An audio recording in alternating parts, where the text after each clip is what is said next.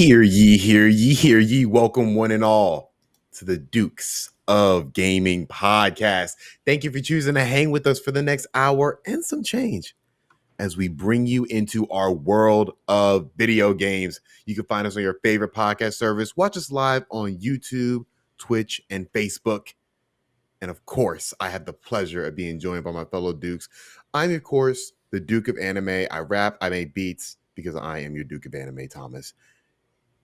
Joining me first and foremost, he is a Nintendo hater that plays all of his games on hard mode. He is the Duke of Education, Alfredo. How are you doing today, sir? I am doing fabulous. Too many games, though, to talk about, so I'm going to cut my intro short. Big show. Appreciate that. And of course, joining us, he is, and second foremost, I'm sorry. There it is. Second foremost. I couldn't forget that. But second foremost, he's West Coast represent. Yep. He's Bungie certified, tallest Duke by a wide margin. Game design is his passion, hence why he is our Duke of Design. Ben, how are you doing today, sir? Hello. 2 months later, I feel like I never left. I am a lot more tired with a second child, so that's great. And yeah, I'm very excited to be speaking with you gentlemen once again. Congratulations on the child. Thank you. Yes, I know we said it off camera, but on camera, congratulations. And also, we see you with that, Kirby in the back. Can't wait to have another co-host. Yeah. Should be hosting the show in no time. Yeah. Well, of course, we have to start with the age-old gamer question. What have we been playing this week? And, since it's been a while since we have been on the pod, Ben, why don't you start? I finally got around to Horizon Forbidden West. I've been playing it bit by bit with my wife when we can steal an hour.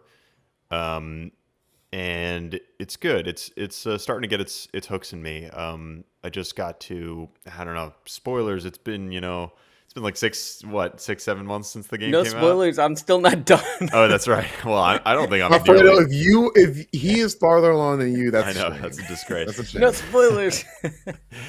But things are starting to get pretty twisty. So I'm getting invested. How many hours are you in? I don't know. 6 to 8, something like that. Still pretty early.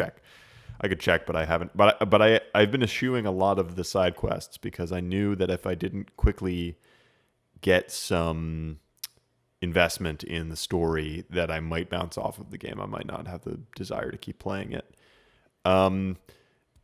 The core gameplay loop is just not grabbing me the way that it did with the first Horizon. I'm not sure why. I know that you guys talked about this when the game first came out, that the early game is very much in the same vein of the original Horizon, and that's definitely true. So I was concerned that I was going to bounce off it a little bit if I didn't get some primary narrative investment. And I think I have that now. I think I'm curious enough about what the heck is going on here that I'm going to keep trucking. So yeah, that's been going great. I think you messed up already, Ben. Because honestly, the side stories are kind of more interesting than the main story, at least early on. I do feel like because what it does is it gives you these little bite-sized stories, kind of in the same way as what was that other game, that The Witcher 3? Where those were much longer side quests. I feel like Forbidden West definitely has very tight and clear-cut narrative short stories that are very well done and very intriguing. Yeah. So I feel like you're doing yourself a little bit of a disservice by skipping them a little. I think you should check them out. I think you might be right. I think the logic that I had for this method of attack with this game is just that our play sessions are pretty variable and unpredictable at this current moment. So I didn't want to do the thing where we get 90% of the way through the side quest and then have to stop and then don't get to play till next week. And then we pick up that last little chunk. So I was like, okay, let's get into the main narrative first. And then we'll go back to the side content, the early game side content, once we're already invested in the game. So yeah, maybe the time is now to turn back around to chain scrape and do some of those side activities. But Yeah, I get what you're saying, but I think this was probably the right choice for me with our unpredictable schedule. Mm-hmm. Makes sense. Fair enough. I have to ask this because I am kind of getting tired of games having these little like card games in them and these little like games in them. And Horizons to me was one of the worst. Oh no, I Have don't you even played? remember it. Have you played that at all? Don't they I- force you to play it? I think they forced you to play it one time, and that's the only time I ever played it. I Maybe don't they recall don't. I being can't forced to play it. It's like it's like in that main tavern that you first go to. In Chain Scrape. Mhm. Yeah. Mhm. It's an easy game. Like they make it like an easy Yeah. game to play. So you might have played it and you don't even remember. Maybe I did. But I yeah, mean, we have our I mean, answer, like, right? No one remembers no the one mini remembers. game. I'm the kind of person that typically does get invested in those types of side games. Like I just played through all of Final Fantasy VII Remake and the Yuffie DLC, and I like pretty religiously did all of those. You did. Yeah, those that mini games in the minigame? Yuffie DLC. Yeah, that was fun. minigame was so fun. I I didn't like it. also very religiously did Gwent in The Witcher 3. Gwen is great. Really? Gwen is the great one. But I the couldn't other do it, ones I feel even are then. very like derivative of Gwen. Except for Red Dead, because Red Dead's literally just poker. Right. But I've seen a lot of games start doing this, and a lot of open world games in particular. And I don't like it. I don't like the trend, but I was wondering if you had played that one. Do you plan on playing? Because you have to get. I think you have to play a certain amount of games to get the platinum for the game. Yeah, I'm like I said at the beginning of the year, I swore off platinums for this year. We'll see That's if I true. get back to platinuming next year, but so that's not something that is on my mind. I haven't looked at the trophy list or anything like that. It's quite freeing. I may never go back to platinuming. We'll see. It's a we'll great see world. when the new year comes Experienced around. the It's a great euphoric world. feeling of not being chained to a game. Yeah, right. Yeah. But these kinds of card things, these kind of card game like side quest things, are the type of thing that like absolutely drives my wife crazy when we play games together. I know She's that like, well "When enough is at it this over?" point to So There's no entertainment value. if I am gonna play those, I'll play them, on my own after she goes to bed or whatever. Maybe they'll make it into one of those mobile, like they did with Get Gwen, With Gwent, and all. yeah. They'll make a mobile version, and then you can play it without having your wife to suffer through We it. can only hope. Don't give Sony any ideas. Oh, they're already thinking about it. Probably. Anything else you've been playing, Ben? Well, I've been playing a lot of stuff since I was last on the pod. Like I said, probably the only other thing that I would mention is Final Fantasy VII Remake and the Yuffie DLC, which I played through a few weeks ago. I finished it. I really liked it. Just overall, really enjoyed the experience, and yeah, I don't know that I have that much to say about it other than I'm not loving the diversion. At the end, this pulling back of the curtain and being like, Oh, no, it's not Oh, really no, a you're- remake. you're one I of don't the love purists. it. It's not that I'm a purist. Like, I mean, you guys well know the first Final Fantasy game that I ever played was 7, and I just beat it this year in April. Mm-hmm. So this is the first time I played it. That game deserves a remake at the level of fidelity that this first entry was at, right? So I was excited for that, and I hope that they can still deliver on the things that I would like to see remade. But my primary concern is that the narrative from here on out is going to be about what's different, and not about what the original game was about. Which, again, I think that original game deserves a remake at that level of fidelity. So yeah, that's kind of all I want to say about that. Is that I'm not put off from playing the next entry. I certainly will play the second part, but I'm concerned that we won't really get all this remake could be. I think that's a really fair point for sure. I always wanted Final Fantasy VII like fully remade, like in the same style, like no diversions. I wanted that on PS3. Like I wanted, like, let's say Final Fantasy 13 level graphics and just put that over top of Final Fantasy 7, like all the blocky graphics and everything. I still want that. Like I hope that we get something like that in the future. Like I would definitely want a 1-to-1 remake down the road. But God knows when that's going to come out. Yeah. So I am going to be looking forward to Rebirth when it comes out. And if they make a lot of diversions, I'll just know that I at least have Final Fantasy 7, the original version. Yeah. Yeah. At the end of the day, at least we can go back to the original. I'm more of, okay, what new can we get? So I love the new direction that they're going with. I love the Kingdom Heartsness that they're trying to do, I Yeah, guess. you would. Exactly. The game really does, like towards the They're doing end, a it Kingdom really Hearts. does get Kingdom Hearts. Like it becomes does. Kingdom Hearts at the end, It does. basically. It does pull it off a lot better, though, so far. We'll see what happens with Same Rebirth director, then. which is the most hilarious part of the whole thing. Exactly, which is why I was like, okay, yeah, I see what you're doing here. Yep. And we all know that is this train wreck is just gonna go in whatever direction it will. There are no tracks. Well, fair enough. Now you both are playing the same game, right? Metal Hellsinger. Yes. Metal Hellsinger. Yes. we Alfredo, sure are. and I guess Ben as well. Can y'all talk to this? I'm very curious. Ben kind of described it on our stream, and of course, watch our streams every Saturday. But what is this game, and why are a lot of people talking about it? You go first, Ben. Oh, I decided to pick it up because I saw Alfredo streaming it, and I was like, oh yeah, I forgot this game existed. But then I looked it up on the PlayStation Store and it had a demo, so I checked out the demo. I haven't played the full game. I just played through the demo. By the way, The demo is the tutorial and the first mission. So Okay. through the first boss. okay. So it was basically what I had watched you play. Mhm. And it was really enjoyable. I mean, this game is straight up Doom to the beat. And it's fun. It's the thing that is funny about this though is that I played the demo and then I was like, all right, I'm good. I don't need to get the game. I got the experience that I wanted. Poor devs.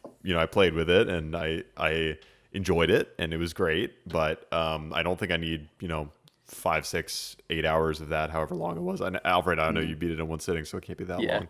Yeah, well, I was gonna say, yeah, so I know you feel that way now, Ben, but I'll tell you right now, I also felt that way when I played the tutorial on the first level, and then I kept going, and it took me about like till I got to the third level, and I was like, by the third level, I was like, oh, this is awesome, like I'm in it now, like this is getting addicting to the point where, okay, I feel like this game definitely takes a couple levels for you to get used to it, for you to get literally in the rhythm of things, for you to start feeling the beat and just be like, okay, 1, 2, taking out monsters, kind of like how you do in like Doom and Doom Eternal. I never played those games, but this one is special because it forces you to match the beat, much like Crypt of the Necromancer, if you guys ever played that.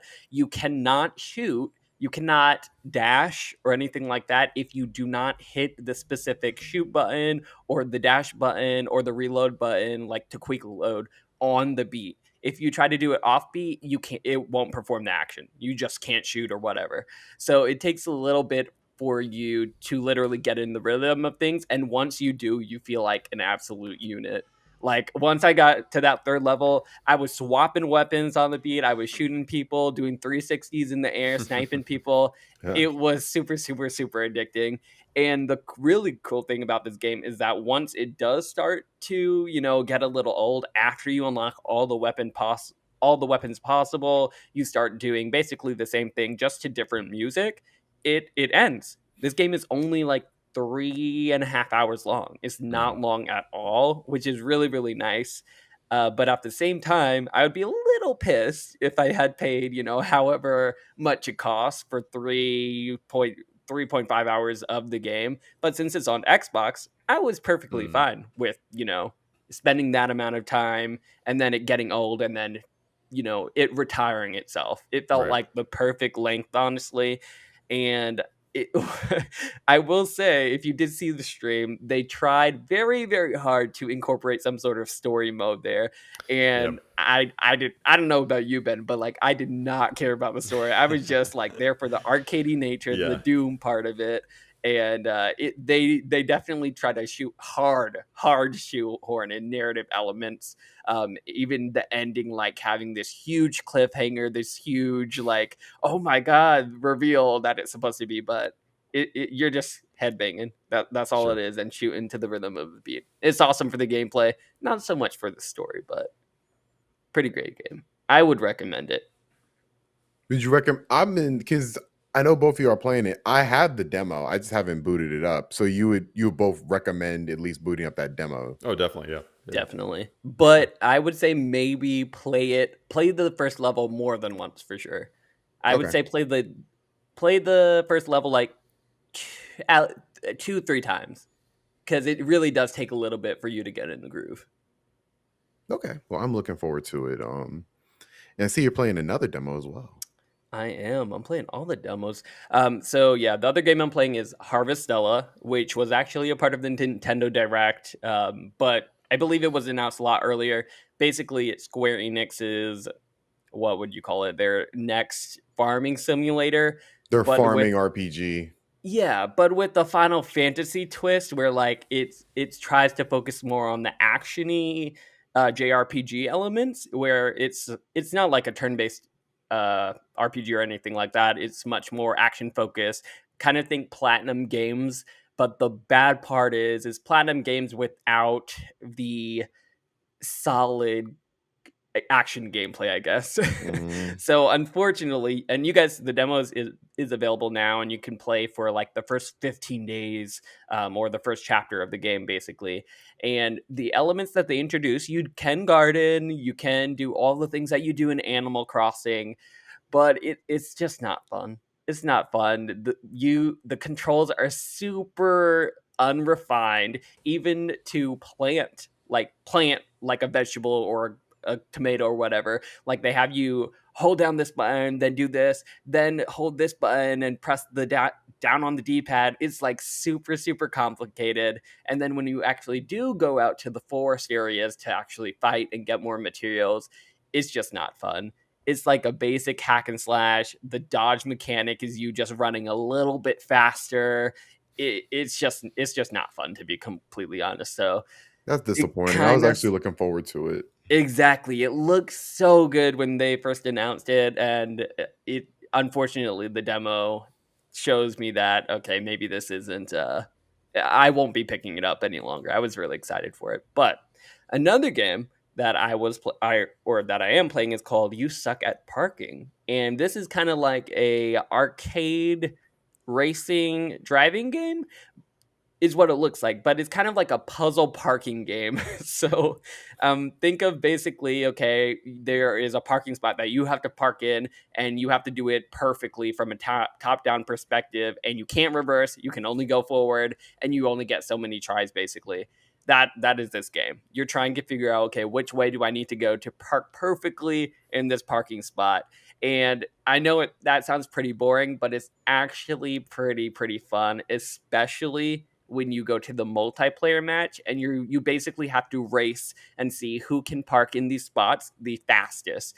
So there are explosions, there are mines, there are random objects and like windmills. Think like golf, but with I guess cars kind of. You guys are trying to race to these spots in the fastest way possible, including all of these really crazy obstacles. So hard to explain, but definitely check it out. Also, a game on Xbox Game Pass if you guys are interested. It's a very arcadey, just a fun casual game.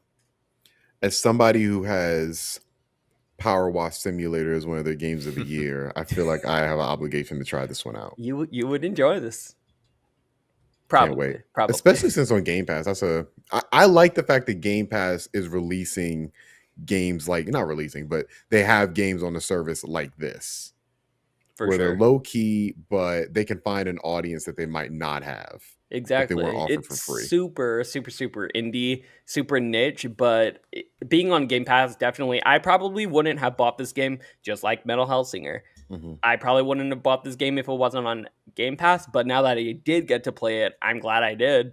And it's super fun, and it's a game that I will come back to and, just have fun from time to time with.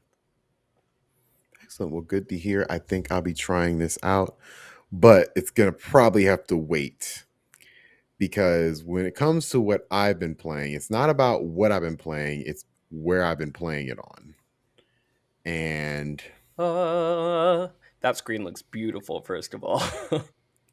Is that an OLED? No, right? No, this is. Oh yeah, it's OLED. Oh, I'm sorry, it's not an OLED, but it's the middle. It's the middle model. So this is the Steam Deck for anybody who doesn't know. Nice. This is the Game Gear of our time. It's a chunky boy. It's a heavy boy. Is it? It's pretty heavy. I mean, if you look at it, hold on. This is the Switch. Mm-hmm. This is the Steam Deck.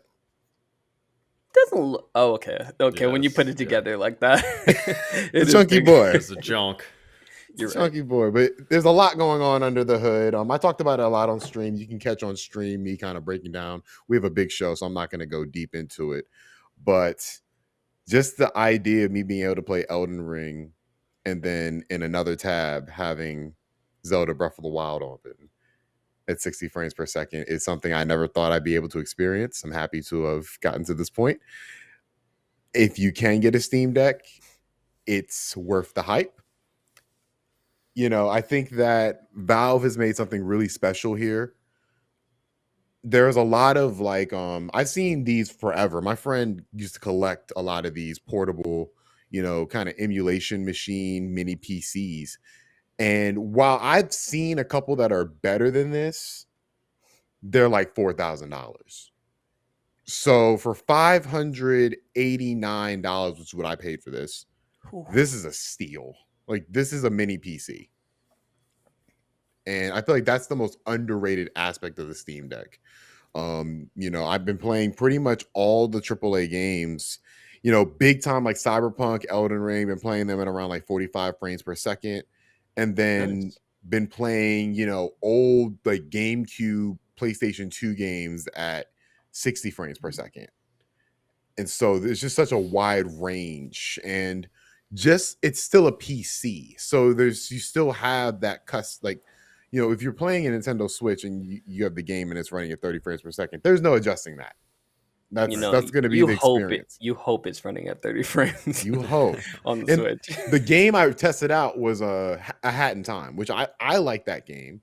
I played it on Switch and it felt horrible, and I was like, "Why is this getting so much hype?" Like this game, this game has been compared to Mario, and it plays horribly on Switch. And then I loaded it up on Steam Deck, and that thing runs beautifully. So I think that's the big promise of the Steam Deck. It's bringing a new type of portable gaming. Switch it's not going to compete with the Switch, and I only having it for the past 3-4 days. Like, it's not a Switch competitor at all. This is its own thing, and I think it can live in a marketplace by itself, where Nintendo's going to eat. Nintendo going to still sell its millions of Switches, and Valve's going to sell thousands of copies of. I keep saying copies. Sorry, thousands of units. Steam Deck units. Thank you. I'm sorry, units of this. And this is going to build up. It's a big community. It's going to be the community is already huge for this thing. And I can only see as more people get it. I've seen a lot of YouTube videos, people just getting them and really like dissecting them. I can't wait to see where this goes. The sky's the limit for this community and this product. So highly recommend, if y'all can get your hands on it, please get one. And to go into what I've been playing would be the whole show. So I just know I did buy Spider-Man on this thing. I was gonna say, yeah, we assumed that was the first buy, and I definitely put a Batman costume on him. So life is good. Couldn't resist. Life is good, but life's not good. What? Oh no, I was just gonna say, $508, Smackaroos, that is expensive. But then I remembered that now you don't have to spend $60 on every single game on the Nintendo eShop, so it probably evens out. Look at it like this, Alfredo. If you share, I share my Steam library with a couple people, and they share theirs and mine. So as soon as I open this thing up, I have 700 games just available, and that's before I added any emulators. Right. So Crazy. Might have to order if you're one. worried about the price, just think of it as it's a PC and look at how much you're paying for a PC, and then it doesn't feel as bad. It's an investment. Like, I'm not going to be taking my Mac anywhere anymore. Like, this is Mhm. I'm just bringing the Steam Deck and a keyboard and a mouse and a dock, and good to go from there. So, like I said, highly recommended. Worth the hype. But it's been a good week for me, but it doesn't seem like it's been a good day for Rockstar. Not at all. And let's get into our first topic, y'all. It's a big one, maybe one of our biggest topics in general. Yeah. And the biggest travesty, of course, is that our Duke of Rocket League is not here to embrace this with us. So tragic. So tragic. He'll be here next week. Grand Stay Theft tuned for Auto that. fan. Yeah. Biggest Grand Theft Auto fan in the world. He'll probably have some thoughts on it next week. Yeah. But this week, GTA 6, as of this morning, has leaked. This comes to us from MSN randomly. I'm sure they get it from another site, but footage of GTA 6 has leaked, which is Rockstar's next entry in the open world franchise. Over 3 gigs worth of videos and screenshots have been leaked. There's no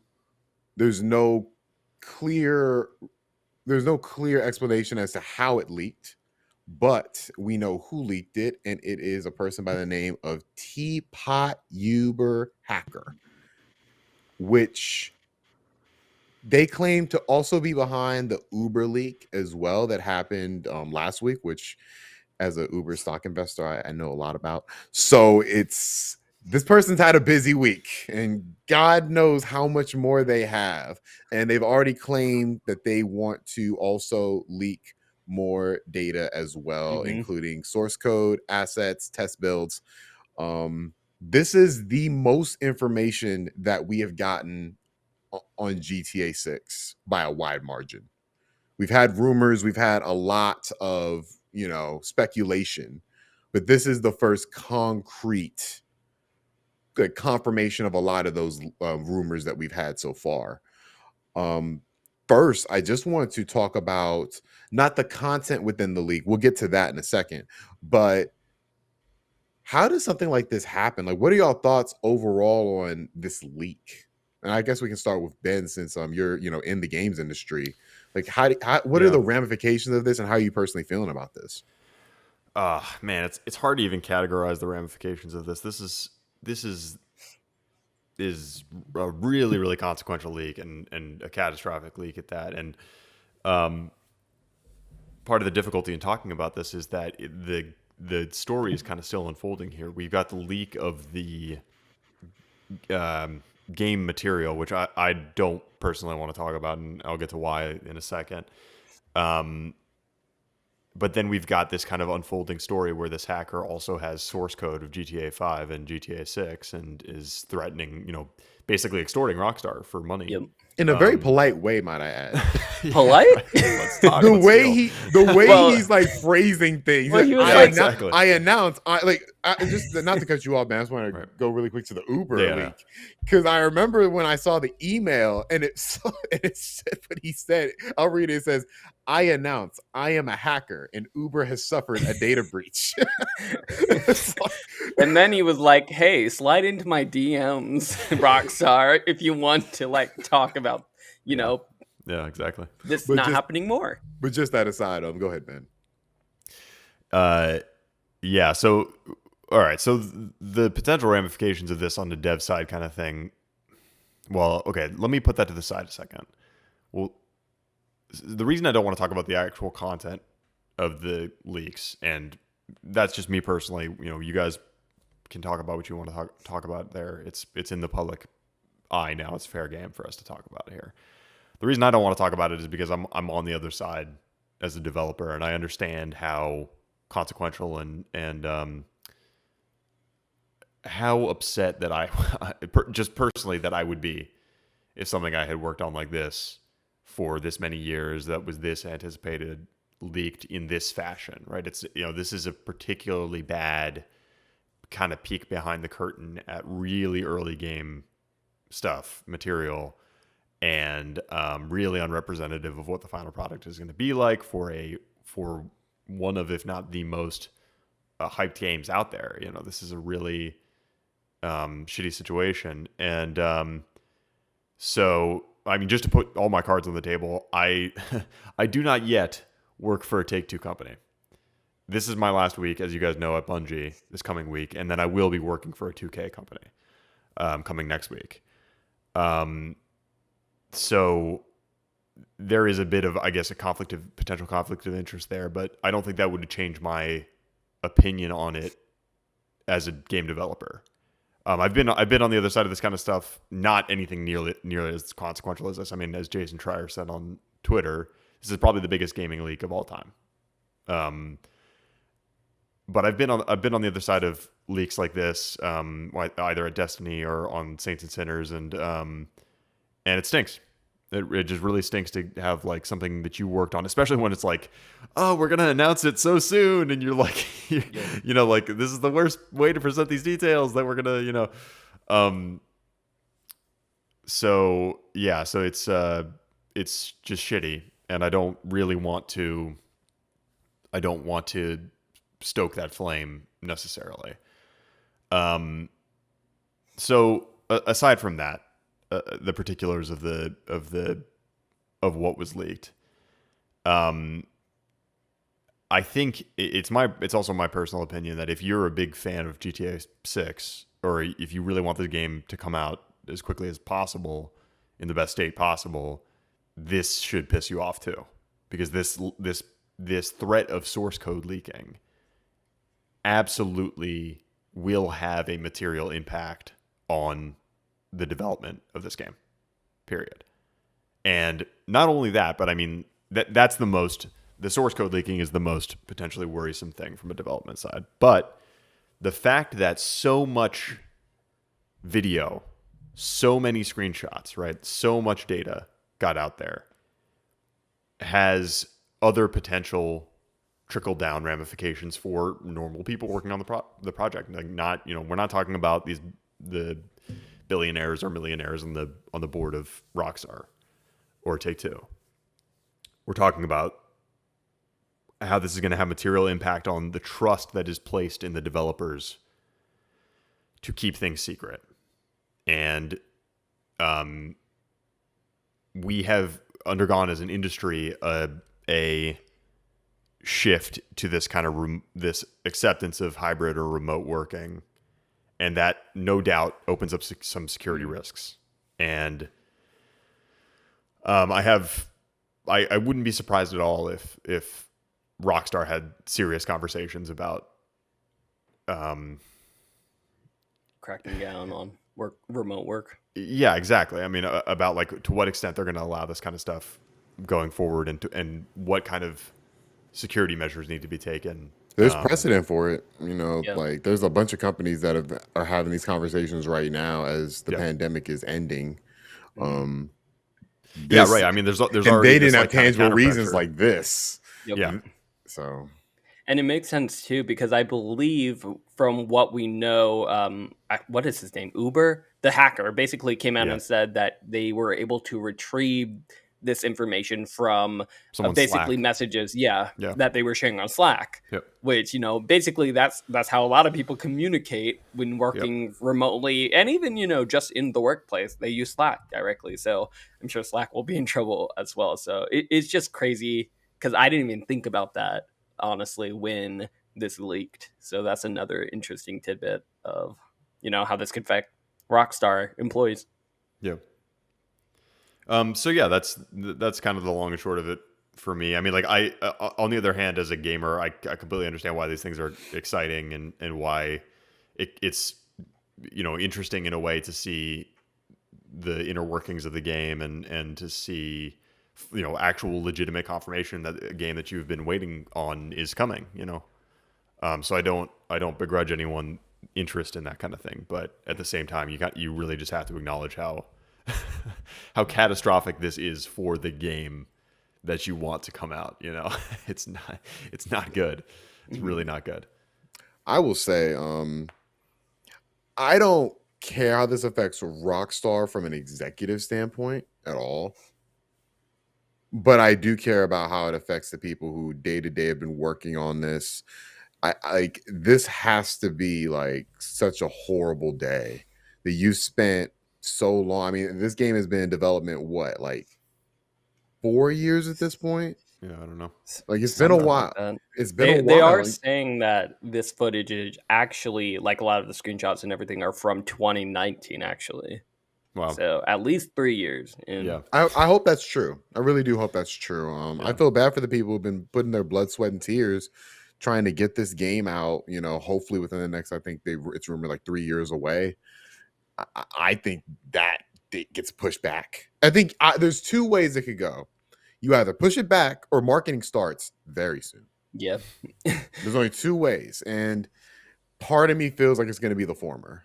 Part of Yeah. me feels like we're not seeing this game. I feel like you might, because you have to imagine, like, I wouldn't say development is going to be paused, but they have to take It's care of seriously this. disrupted. Yeah, I mean, Yeah. seriously Mhm. disrupted for at least the next week Mhm. on every level.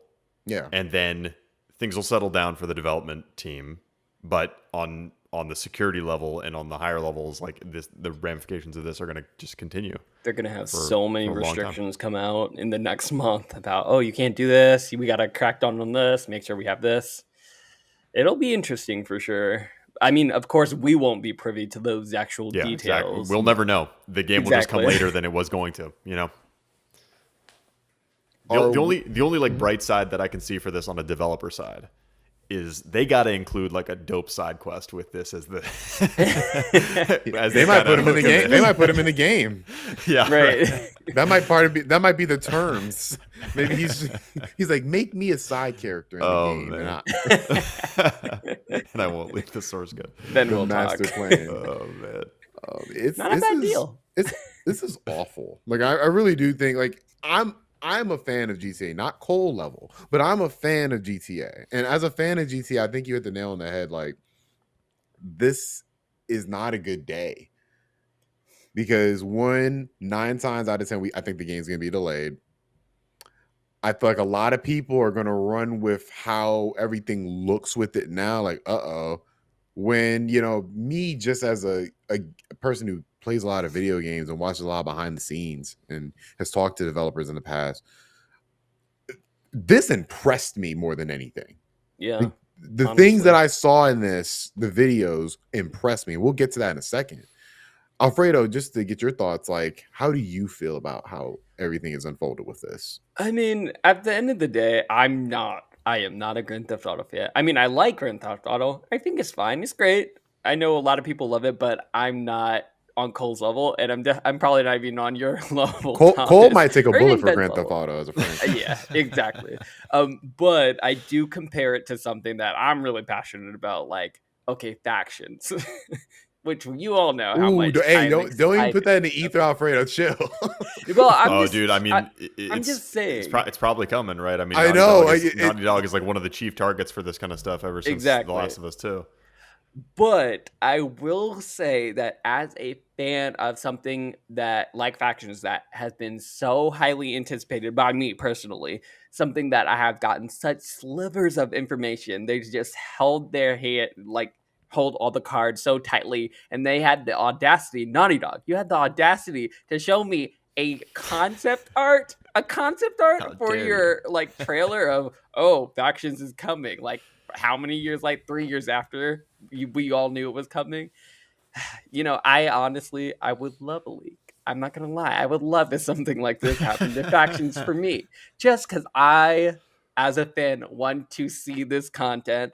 I don't care if it's in a rough stage. I just wanna see it. The temptation is too much at this point, and I can Well, imagine Cole is yeah, kind of yeah. feeling happy like Right, that. he's salivating. Like I would. He's probably watched the video like 20 times. Exactly, the full hour and what, But 6 minutes.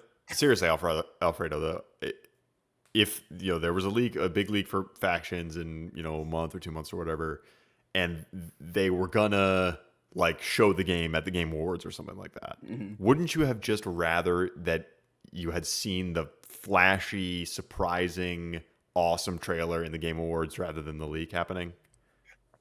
That's such a hard. I don't know, to be honest, because on one hand, Like, yeah, I want to see it, the end result, the trailer, the product, the way that the developers and the publisher would want to present it, because they know how to present it. They know how to make Right. it make it look the best way possible. But at the other hand, it's just a little tough as a fan, because you're so excited to see the next big thing, whatever Sure. sliver of information you can get. And it's even more tough because the developer doesn't tell you, "Oh, we're gonna show it. We're planning on showing something, at the Game Awards." Like, we don't know that. We just hope every single year. Every single year, I say, "Oh, they're gonna show it," and then I'm just disappointed completely when I don't get any news every single time. And that's kind of where I'm coming from. But I from the fan side, but I see it from the developer side as well, where I would love to see it in a way that they want to show it. I have a bridge in between. What if the hackers start making trailers for the leaked stuff they have? Then everybody wins, right? It would be great if I didn't have to, search through that hour-long footage, but I don't know how their editing skills for, trailers Uber, hit and me up. found footage Whatever is his gonna name, be. whatever his name is. I'll cut a dope trailer from all this. Put it in the background music, everything. Rockstar will never let me play GTA 6. Nope. So I think we've talked a lot about what the potential this leak has on the gaming industry, and I think just work from home in general. Like, it makes sense, everything you said, Ben, of the ramifications of this. Mhm. And obviously, we know you can't delve deep in the gutter, but Alfredo, join me in the gutter really quick Sure. as we I'm talk here. about a little bit about what we saw. Sure. Let's do it. First, the thing that struck me the most was the holdup when they were robbing the diner? restaurant, the diner. Yeah, Mhm. because look, Pulp Fiction is one of my favorite movies ever. That took me right to Pulp Fiction.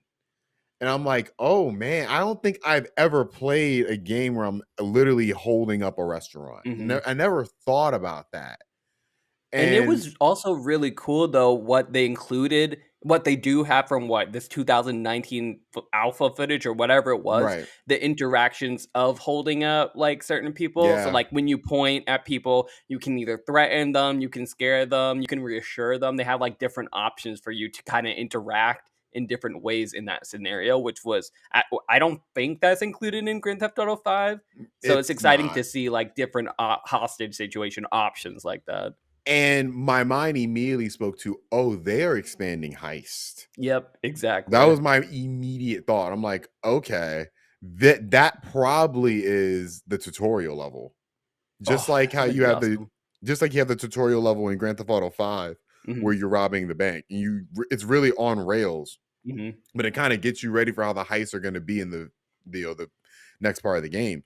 And I think this is like, I was very encouraged, especially when the cops showed up. That's when I was most impressed, because the cops were actually doing cop things as opposed to just coming in and shooting you. right. Like, they were legit, like setting up a perimeter.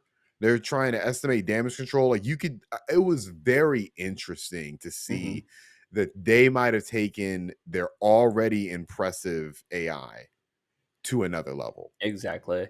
And And it's I'm very also encouraged. that scene in particular was also really awesome to finally see, because we obviously got confirmation that, yeah, they are doing 2 playable protagonists. One of them is a woman, finally, and they're doing the Bonnie and Clyde thing, basically, where you guys are just, Bonnie and Clyde, basically, and it seems like it might be heist, like you said, might be the focus of it, which I'm immediately like, this is going to be awesome, because this is basically going to be Payday, which everybody loves. Payday and Payday 2, those types of games where it's just you're doing different kind of heists, different sort of situations, but at the same time we're going to get that Grand Theft Auto feel to it. We're going to get the Grand Theft Auto storytelling, the Mhm. tight gunplay, all of that. So as a not huge fan of Grand Theft Auto, I actually am really excited, particularly for this premise and everything that they showed.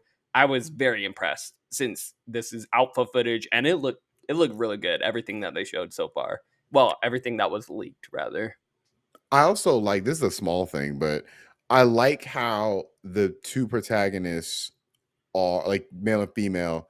they have realistic proportions in terms of how tall they are. Mhm. Where I think her name is Lucia. She Yeah. is significantly shorter than the guy. I forgot his name. The guy main character. And whenever I see like you have two protagonists that are male and female, they honestly always appear relatively the same height. Yeah, just a different skin usually. Right. This time And they're actually different, it you seems. can tell they're different models. And I Mhm. actually, because she's on the shorter side, and then he's kind of an above average male. So I like that. I was really like, and I'm like, is that going to be throughout the game?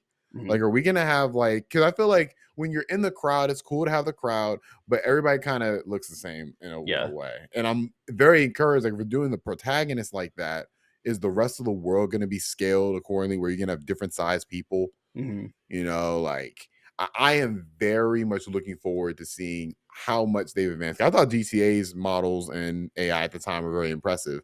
Obviously, it's almost been a decade. Right, So I exactly. feel like a decade's worth of improvements is going to be very apparent. I can't wait to see it. And yeah, and that's the scary thing, kinda linking back to what you and Ben were saying, like, okay, we got this, it was from 2019. Now that this leak has happened, how long are we actually going to have to wait for even something like a trailer? Is it gonna be at the Game Awards in a couple months? Or now do we have to wait, what, 2 more years until until they reorganize, figure out some sort of marketing plan, and then it's closer to what they actually want to release? Because at the end of the day, we have no idea how much of what they showed is actually gonna be in the game, what sort of assets are gonna be there, what will be improved, like, Mhm. but we do have a good estimate, at least, for like the premise, what we're seeing. We're returning to Vice City.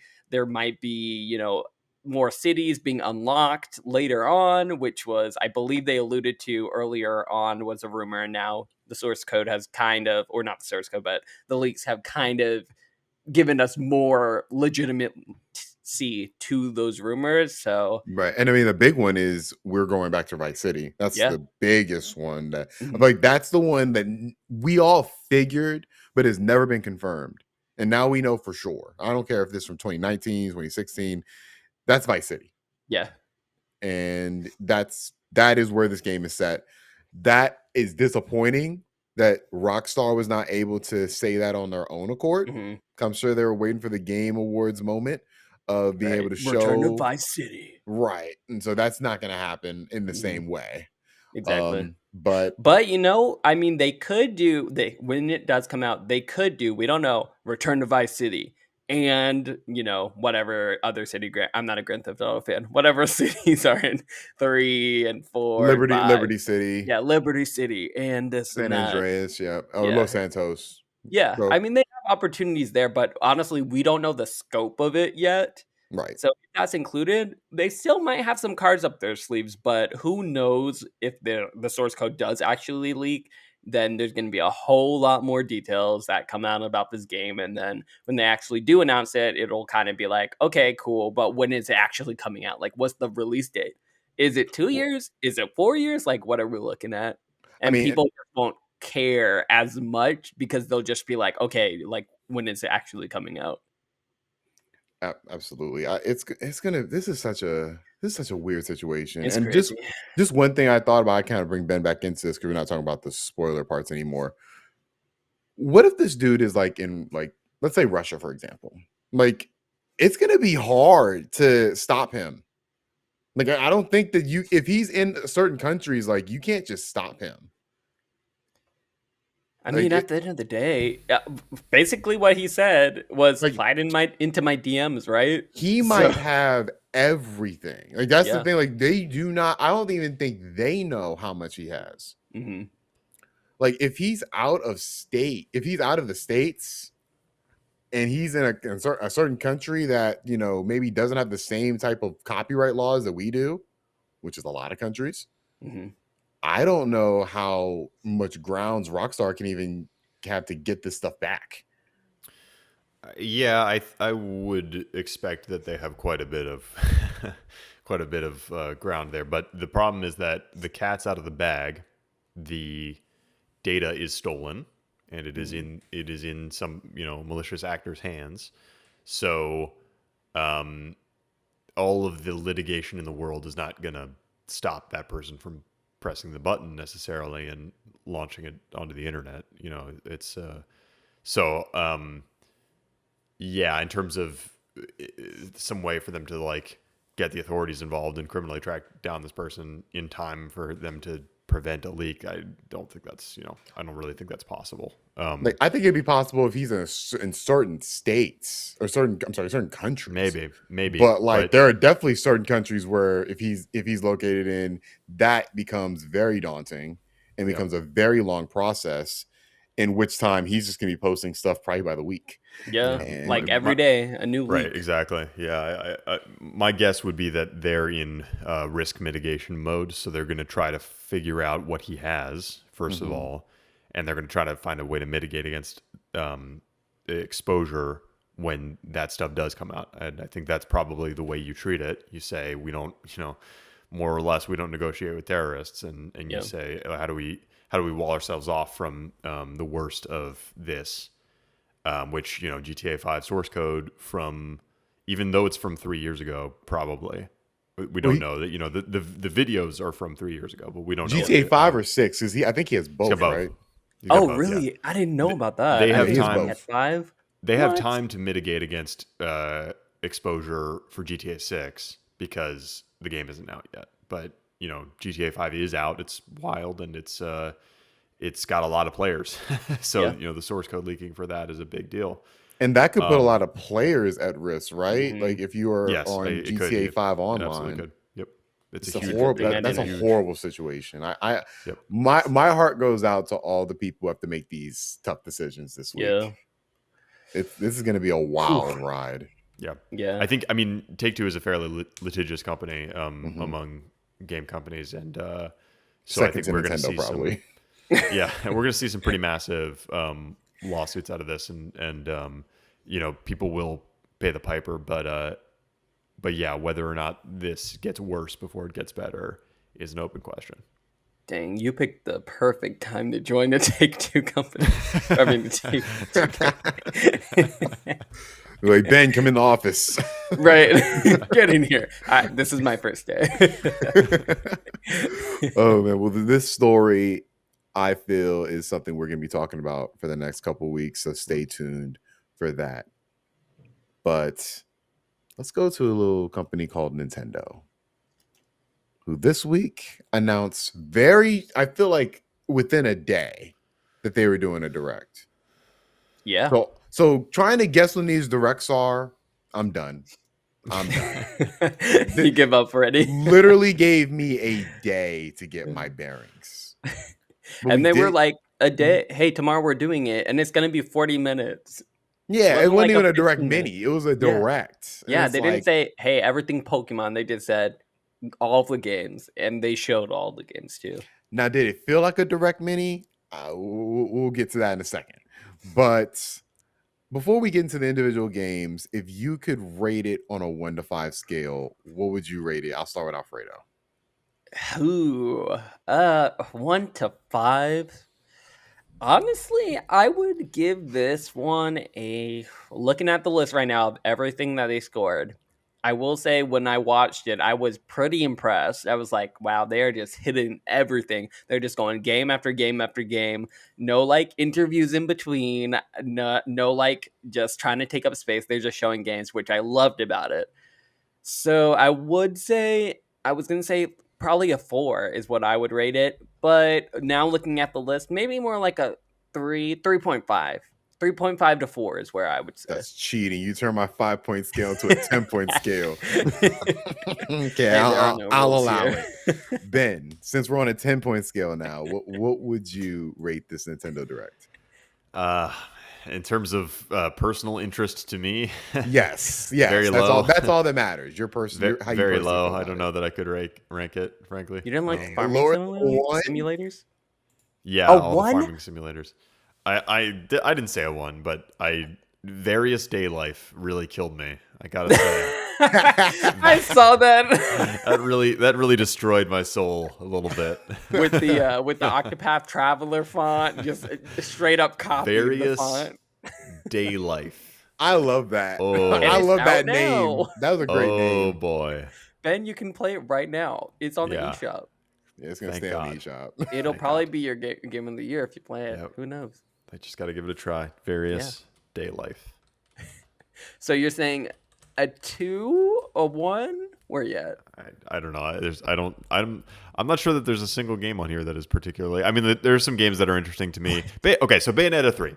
Bayonetta 3 release date. Great. I've never played a Bayonetta game. They look great. I might play them someday.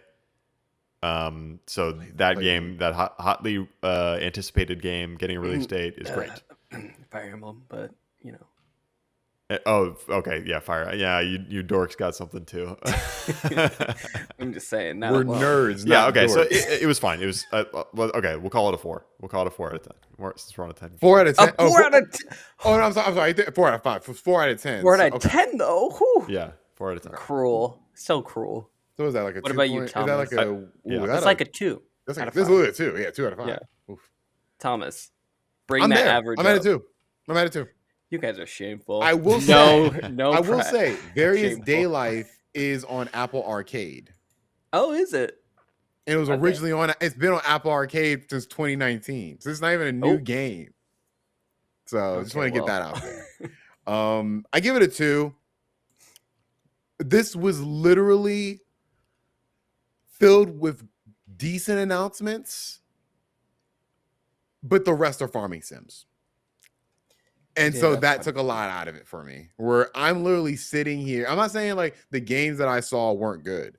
It's just I had to sit through 40 minutes. And mind you, the damn game my Steam Deck. So I'm literally sitting through this thing frustrated at FedEx because my Steam Deck's supposed to be delivered the day before. I'm waiting on this thing. And the Steam Deck comes during the direct, and I get happy again. And so this direct, for personal reasons, was very stressful for me.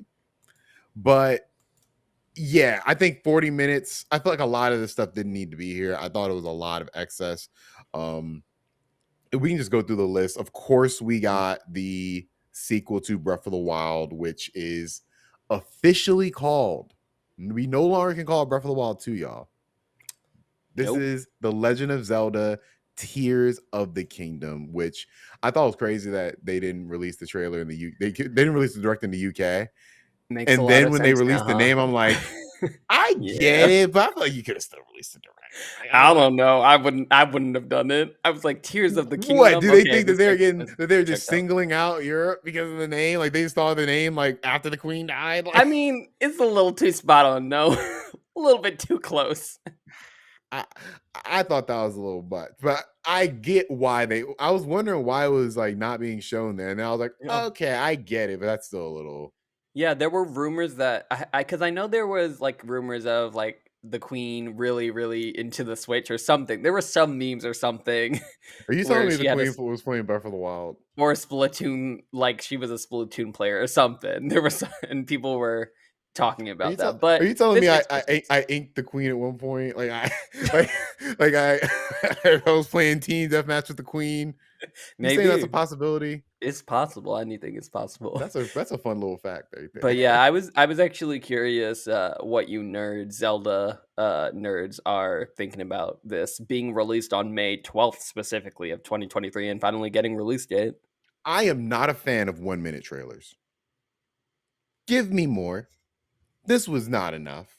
Like I've seen pretty much everything that the other trailer they did, I'd like to say that was like 6-7 months ago. That Yeah, was a it good was a while that ago. was a good trailer. This one had a couple good moments, but it literally was just to release the date and the name. And I wish that we got more. Maybe not a demo. I don't even need that, but just more. This felt like it felt way too short to me. But besides that, I thought it looked good. I like the fact that we're going aerial with this one. We got more footage of that little thing he's flying. I can't wait to use that. What did y'all think of what we actually saw from Breath of the Wild? Or I keep saying, I'm sorry. It's gonna be weird calling it Tears of the Kingdom. But what do y'all think of what Tears of the Kingdom looks like so far? I mean, You go. Yeah, you go. Yeah, no, I'm more on the spectrum of like where Alfredo is with Breath of the Wild than I think the rest of you guys are. There you go. Join the dark side, Ben. Yeah, yeah. I liked it. I played it and I beat it, but it nothing about this game inherently gets, or what we've seen so far inherently gets me excited for this. You know, it looks like an iterative sequel on the groundwork that Breath of the Wild laid, and once we understand a little bit more about what exactly is going on here, then I can, you know, have an opinion on it. But right now, it's just kind of like, okay, this looks like a sequel to Breath of the Wild. Yeah, I Bring mean, it on. yeah. At the end of the day, it's kind of what you were saying, Thomas, about like this was really really short, but I'll go back to factions. I would be happy if I got a 1 minute trailer there too. I'm just Yeah, but saying. we've never seen factions though. Like we've Yeah. seen this game. Like that Yes. that's my problem. We've seen it. So Right. it's like if you're going to show it again, like I wouldn't mind if they just announced the date and just said the title. Or show a twist. Like, there's been rumors that maybe you can play as Zelda. If that's true, actually Well, confirm they that can't at some show it point. if it's not real. I mean, yeah, yeah. But like, show us something, right? Don't just show us, Zelda, or sorry, Link climbing the wall with his Stanimal bar, using his little parachute down the rabbit hole wherever he's gone. I'm like, yeah, this is more Link stuff. This is more Legend of Zelda, cool. And I'm happy for you guys. I'm a little bit better that I don't get stuff that I like, but I'm happy for you. I'm happy that you have a release date. And I'm sure these are gonna get 10 out of 10s for parachute diving, on that Nintendo scale. Alfredo, I don't think like you get that to slander. complain about not getting stuff that you like when there was Well, another special announcement. We'll get there. Yeah. We shall get there. Next on this list is Pikmin 4, which I'm not gonna lie, I didn't realize we had a Pikmin 3. What? That was huge. No, I didn't know. I'm sorry. I'm not a Pikmin fan. I'm sorry. Like I thought Pikmin 3 was what everybody was waiting on. And I saw Pikmin 4, I always thought it was a joke. Oh my god. So, did anybody feel anything? Anybody get that warm feeling in their stomach when they saw the Pikmin 4 reveal? It wasn't even a reveal. It was a weird reveal, actually. Well, yeah, I thought we were gonna get something Smash related, right? Because it was Miyamoto who was announcing it, and he was like, "Oh, look, I got this new T-shirt," and it was Pikmin 4. Well, And I was like, it's Miyamoto's not for Smash. That's that's the guy who Who am made I Kirby. thinking? That's the guy who made Kirby. Right. Yes. You're Miyamoto's right. guy he made Mario. He made like all the old games. Mm-hmm. So I think I was thrown off. Okay, and I think this was, and if I remember correctly, I think this was the last like original franchise he worked on. If I remember correctly, my Nintendo lore might be off a little bit, but I know he has a special relationship to Pikmin. Right. And I mean, to be honest, I'm kind of excited for it because I just played basically a Pikmin clone, which is called Tinykins on Xbox Game Pass. Play it, and I really, really, really enjoyed that game. So when this comes out, this might be my first Pikmin game. I might even dabble in the mobile Pikmin game that they announced, Pikmin Flower or something, or Bloom. I think is what they announced. Is that it's supposed to be like a Pokemon Go clone, right? Yeah, exactly, but with Pikmin. And I might actually dabble in that. But, I mean, aside from that, I'm happy for the Pikmin fans. And of course, we have the biggest Pikmin fan in the world, Ben. How are you feeling about Pikmin 4? I don't care. No, Again, I know some people really like Pikmin, and I appreciate Pikmin, but yeah, I don't have any plans to play it or anything like that. It's cool to have, it's for all the Pikmin fans out there. I want a Mega Man Battle Network sequel. Can we get that, please? I mean, you do get your collection, so yeah, but I want oh a my new god! one. See, you guys just keep getting whatever you want, and you still have things to complain about. Ugh, just such spoiled gamers. That's all you guys are. You wouldn't be a gamer if you're not spoiled. Alfredo, we are spoiled because we are getting a sequel to Three Houses way sooner than I ever could have imagined. We're getting Fire Emblem Engage. Alfredo, I know Ben doesn't care, but Alfredo, how do you feel? I'm excited, but I'm a little conflicted, okay? I'm a No little students. conflicted because I'm scared that this will kind of be. Look, it's going to be hard to follow up Three Houses, okay? This was the Harry Potter simulator that everyone loved. You got fighting factions of 3 different houses, huge grand story with 3 different storylines. It was huge, right? It's going to be really, really hard to follow that up. And what they showed here, I'm so excited for Fire Emblem Engage. Dumb name, I think it is, but Very horrible name. I'm sorry. horrible name. I thought it We can was agree one of there. those the Muso games. Me too. Me too. It took me a while to realize until they showed the board. I was like, oh, let me making another one of these. And then when they actually showed the board, I'm like, oh God, this is the actual sequel to the game. Exactly.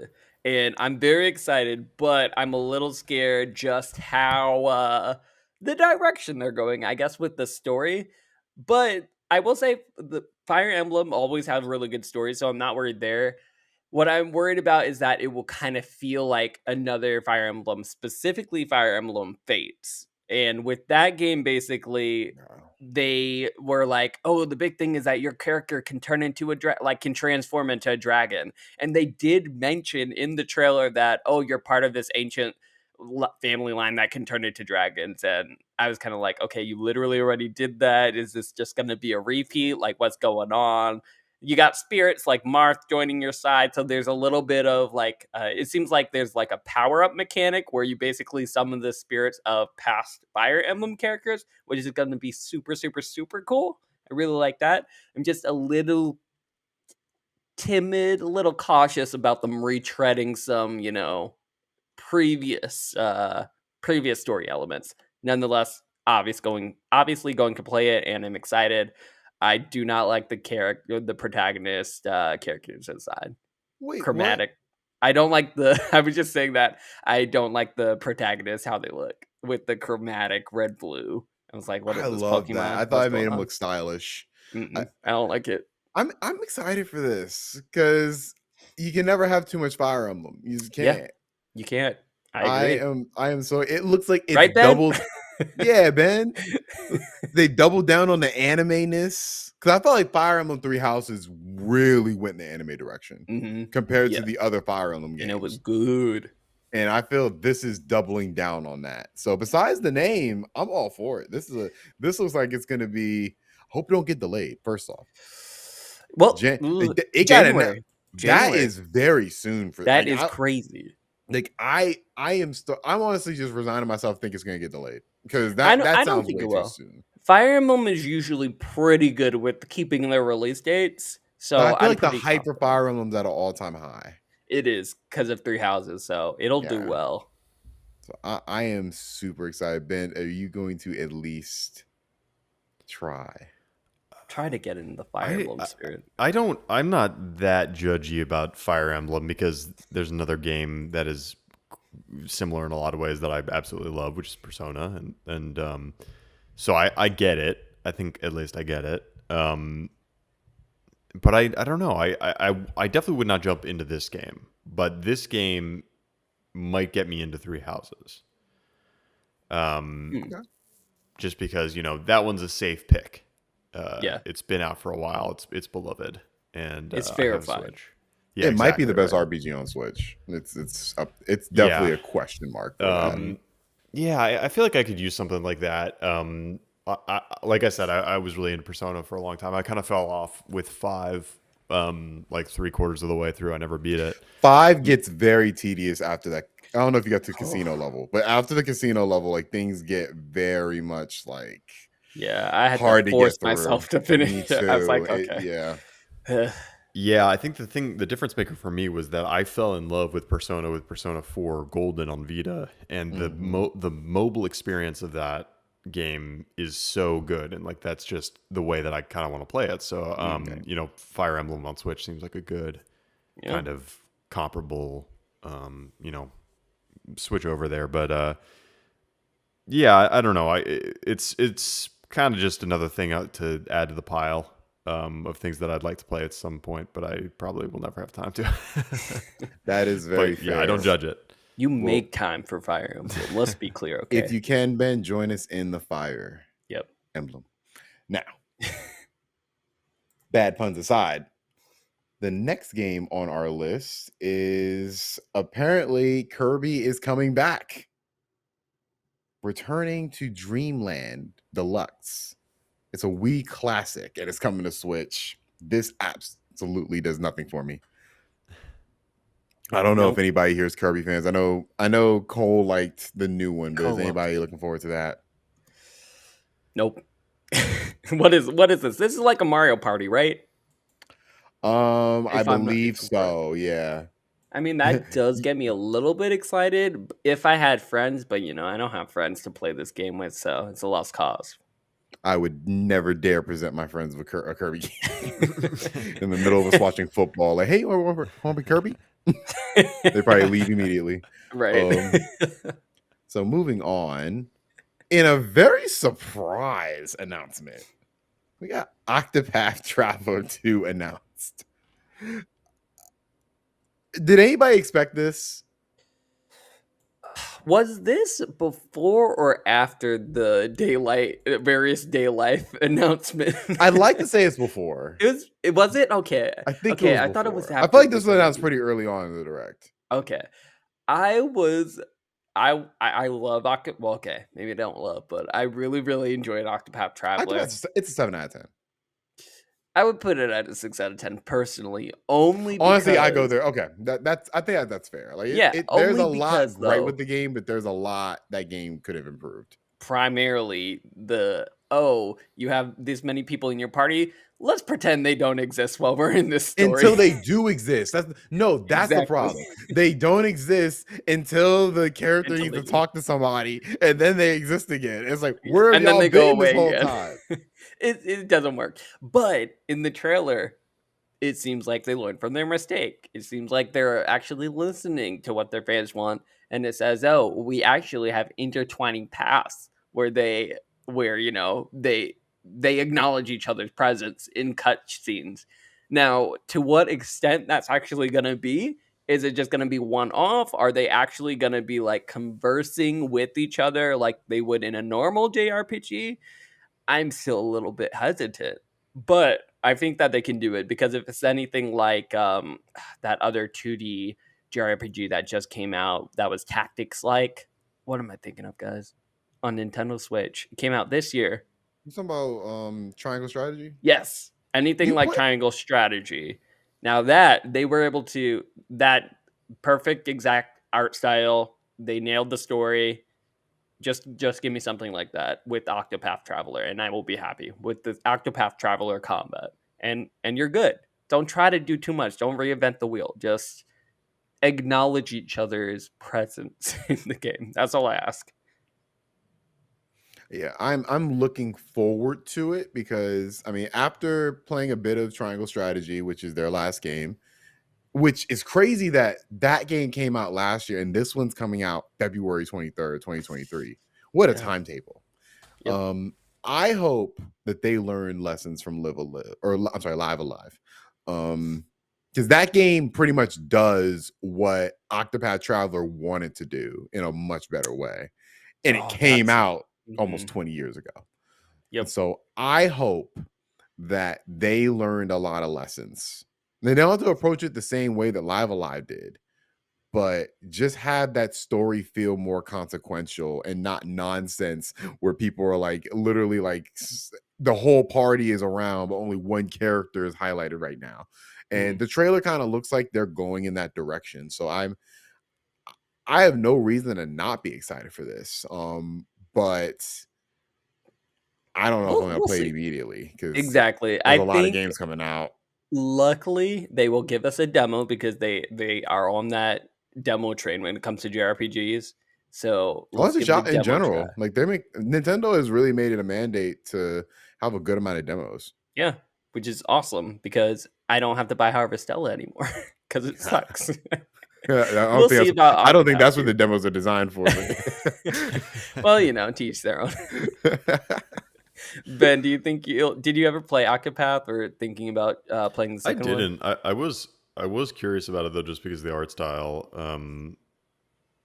But yeah, I won't play 2 without playing the first one. So I probably pass don't on this play one. the first one. Okay, I would The say first one not was to. good at the time, but replaying it, it doesn't. I wouldn't say it doesn't hold up because the combat system is really good. Yeah, the combat system's good. But I play Story, my JRPGs for story, and Sure. this one's on the not the greatest end of the story tree. Yeah. So, yeah, I would recommend maybe if you have like nothing to play, play maybe triangle checking it out on strategy. Steam. But If I have nothing to play, I'll play Fire Emblem. that's the better decision. Okay, there you go. There you go. That's the right decision. Mhm. Or maybe you should get into the Bayonetta series because we got a brand new trailer with Bayonetta 3, which I feel like this game had no press. And now, like, we're really getting into the weeds of this game. I am excited. This might sound weird, but I don't know if I'm going to play it immediately because What? You've been so excited. look, here's the thing. Picking up this Switch is feeling kind of weird with the Steam Deck right here.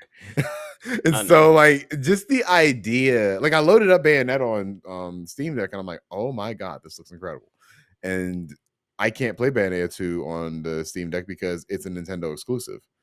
And this is going to be a Nintendo exclusive. And that saddens me because I wish that Bayonetta could get, like, the full Devil May Cry 5 treatment. And I think it's going to be a 9 out of 10 game. I think it's going to live up to all the hype. I think it's going to be a great game, and it's going to always be there for me to play. But the idea of me spending $60 when I have 700 games to play is a tough sell for a game I feel is going to relatively be the same as 1 and 2. Because 2 is great, but 2 is very iterative of 1. And even 1 is very iterative of, Devil May Cry and games of that nature. So I know what I'm getting with this. I know it's not gonna blow the roof off of my expectations. So I want this to come out, want it to do well, and hopefully by around Christmas when I get some free time to play some games, I'll pick it up then. Nice. Anybody planning on playing Bayonetta at all, or am I a lone soldier here? Not me. I think you're alone. I just think it's a Devil May Cry ripoff. I'll just play Devil May Cry, okay? I'm good. That is not a wrong decision. That's not a wrong And opinion. also, I don't want to play it at 10 FPS on the Switch. That's my main reason, all right, actually. All right. I can take some Bayonetta slander, but not all. I thought I was ready, but I wasn't. What might run at 10 FPS, though, is the brand new GoldenEye 007 port coming to Nintendo Switch. Also coming to Game Pass. Is that right? Yeah. But it's going to be coming to Nintendo Switch with online play. But there's a twist. Insane. The twist is it's not there's no matchmaking. It's only local parties. So it's really close.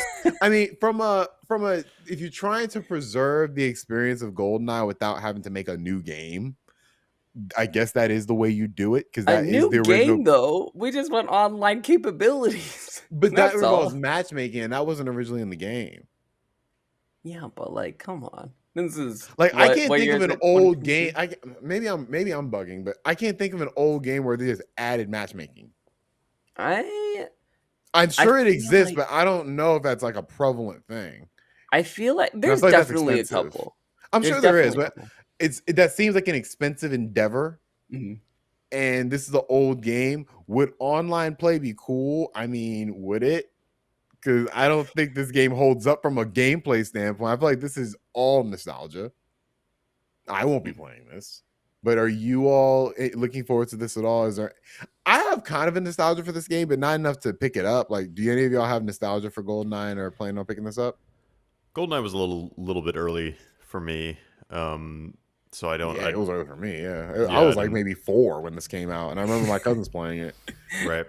Yeah. So I didn't play it all that much, so I don't kind of have those nostalgia glasses. But I did play it quite a bit later on PJ64. I think that's what it was called, the N64 emulator on PC.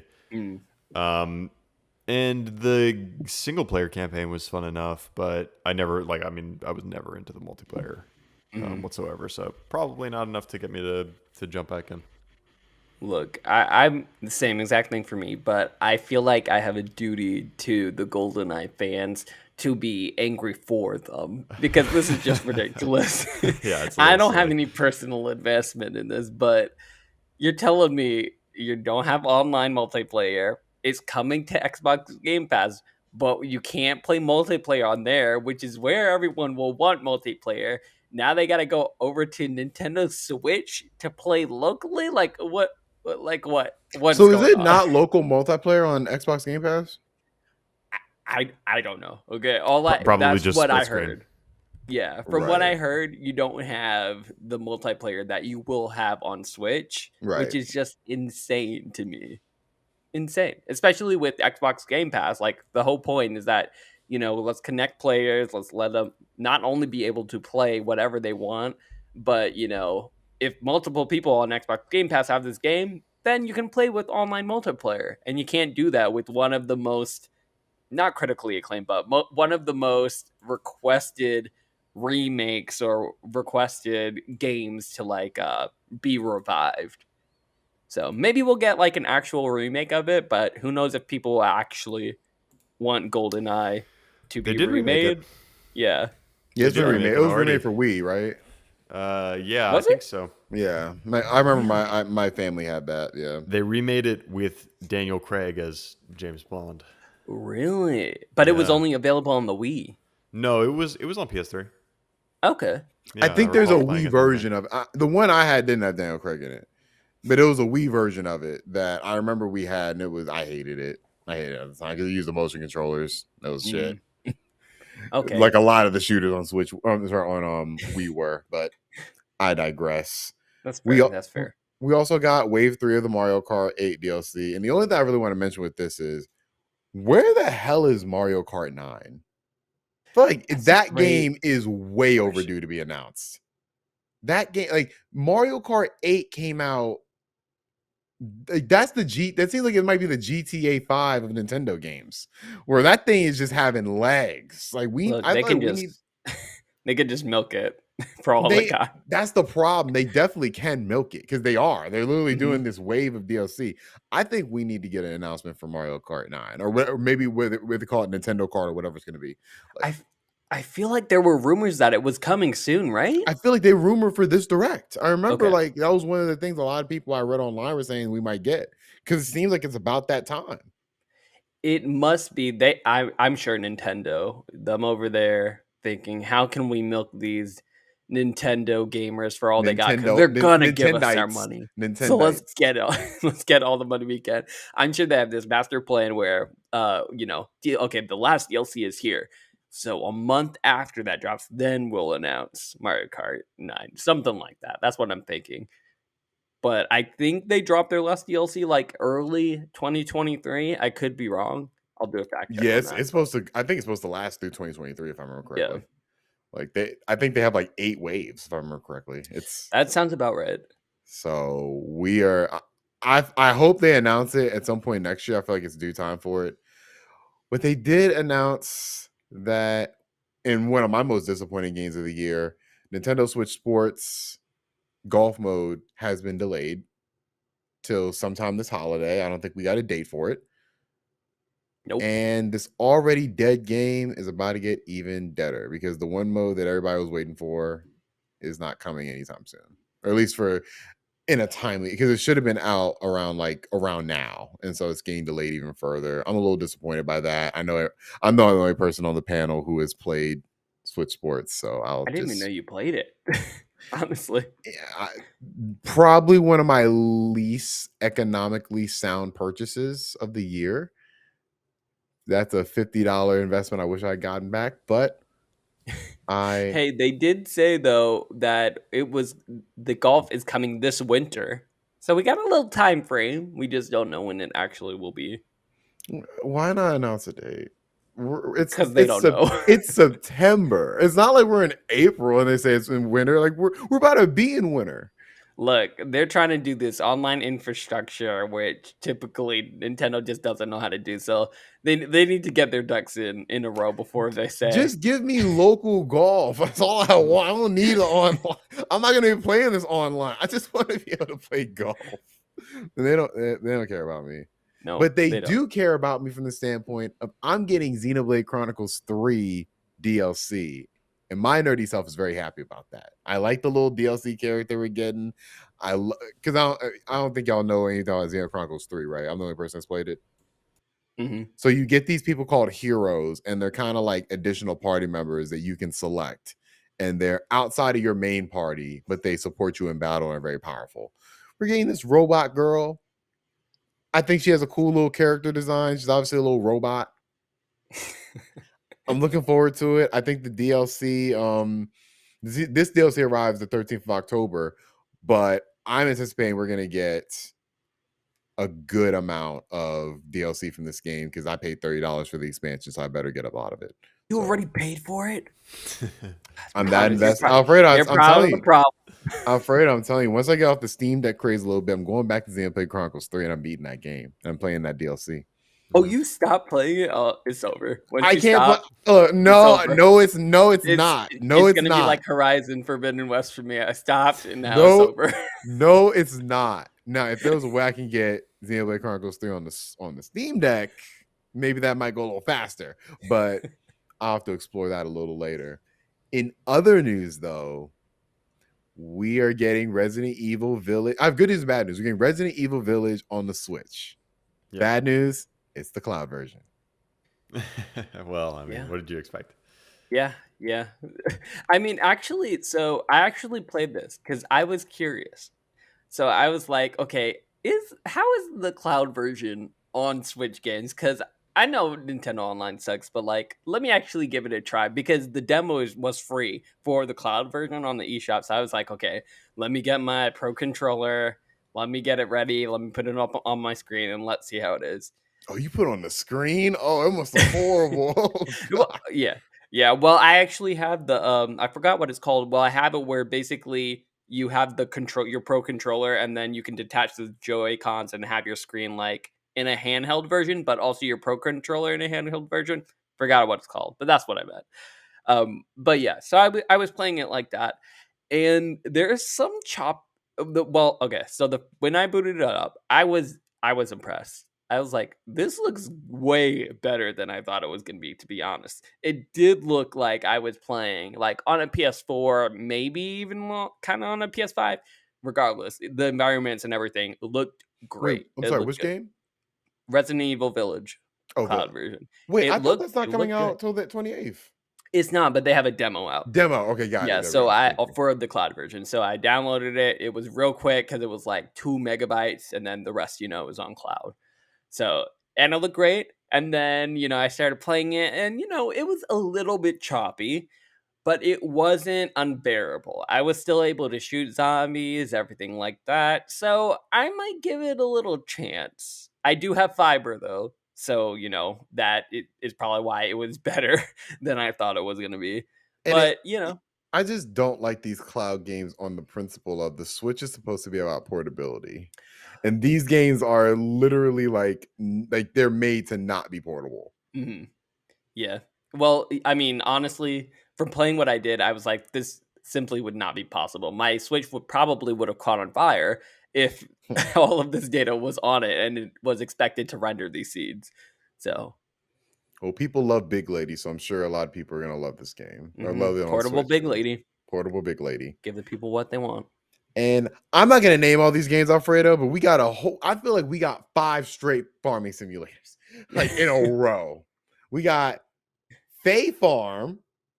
We got a Harvest Moon game, which Harvest Moon is not iterative. It's one of the OGs. So I want to give respect to Harvest Moon. I had a lot of fun with Harvest Moon back in the day. We got the Harvestella, like you said, which had that demo. Sucks. Don't play it. Yeah, and then we had a whole bunch of others that I will just not. Oh, Room Factory 3. We got a whole host of these farming simulators. Yeah. I guess this is the future of the Switch. I think Animal Crossing really did like create this like vacuum of farming simulators that people want to release on the Switch, and God bless them. Only one ring shall rule them all, so we'll see which one rises to the top of this. I assume it's still going to be Animal Crossing after all said and done, Yeah. but we'll see. Maybe one of these will catch anybody's eye. Did any of these catch you all's eye? Ooh. I'm trying to look up right now what were these various ones, but I just remember, wow, yeah, a lot of farming simulators, and they don't look as good as Harvestella or Animal Crossing, so I was a little bit disappointed. Only Fair Various Day Life caught my eye. It's For not all even the a wrong- farming sim, is For it? all the wrong I think it Maybe is a it farming is. sim. I think It it is. is. A Oh, farming sim. dang. Well, are you gonna Various play day, that? day life, Alfredo. The name.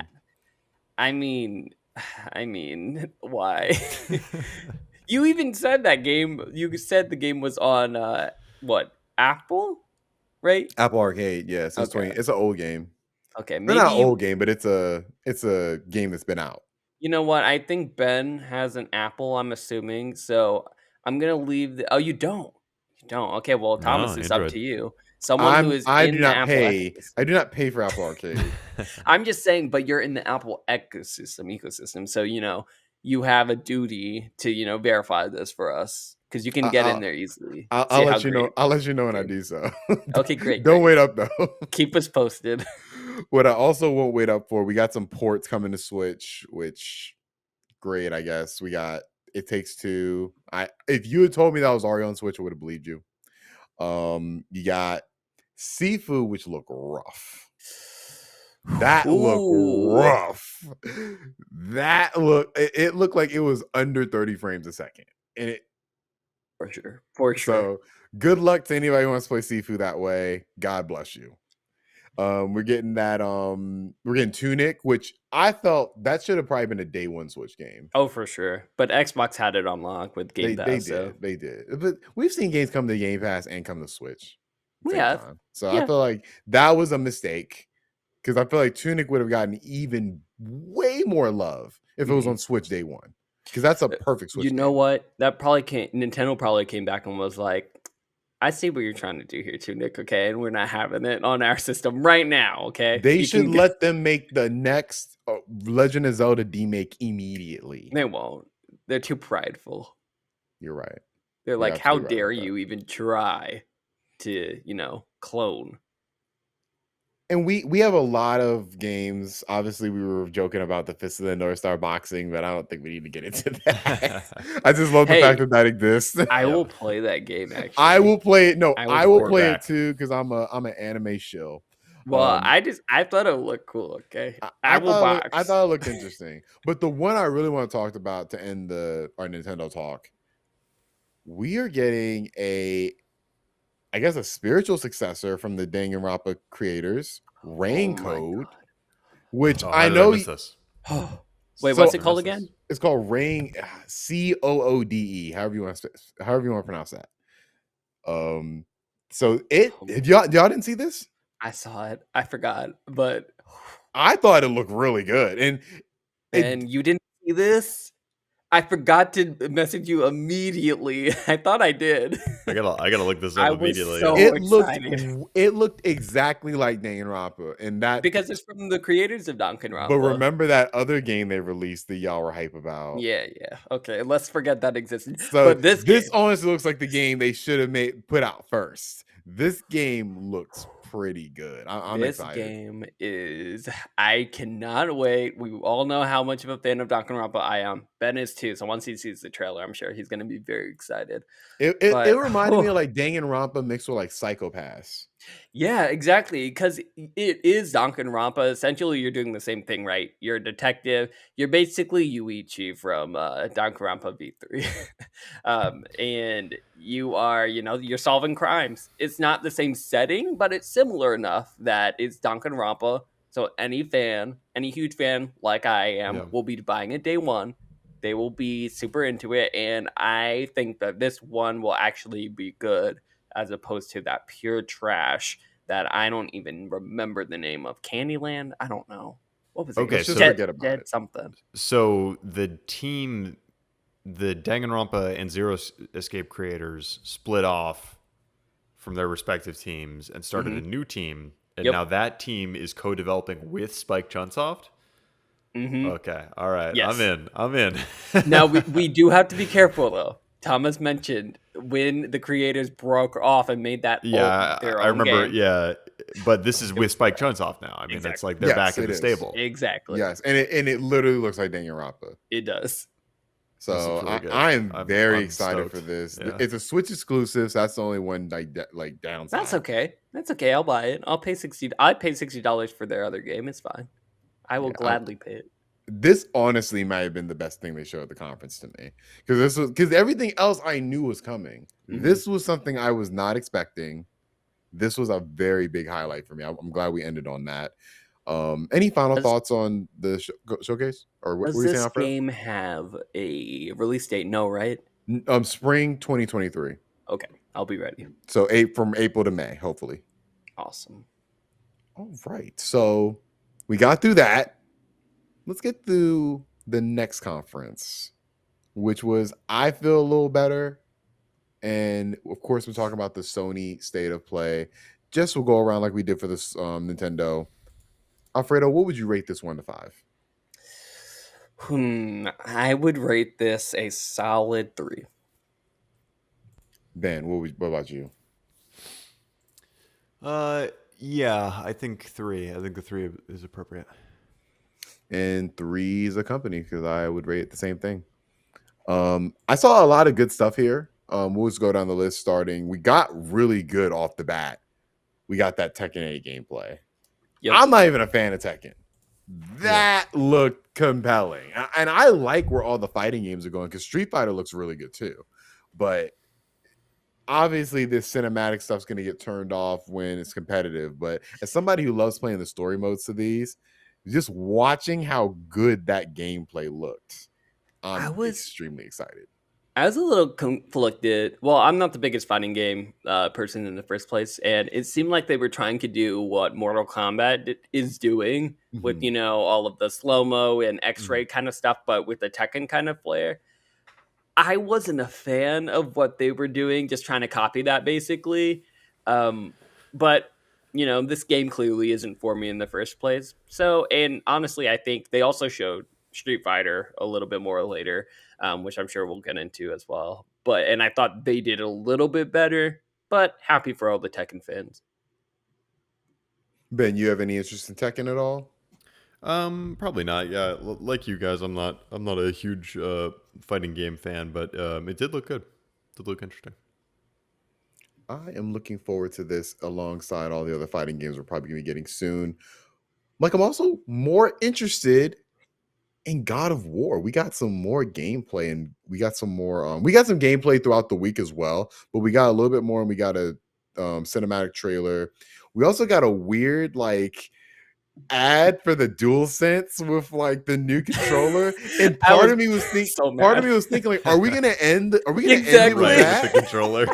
What a weird way to start that. Oh, we have one more thing. It's a controller with the same trailer we already saw. I feel like the proof of concept of that was a lot better than how it actually was implemented, because that just seemed very weird.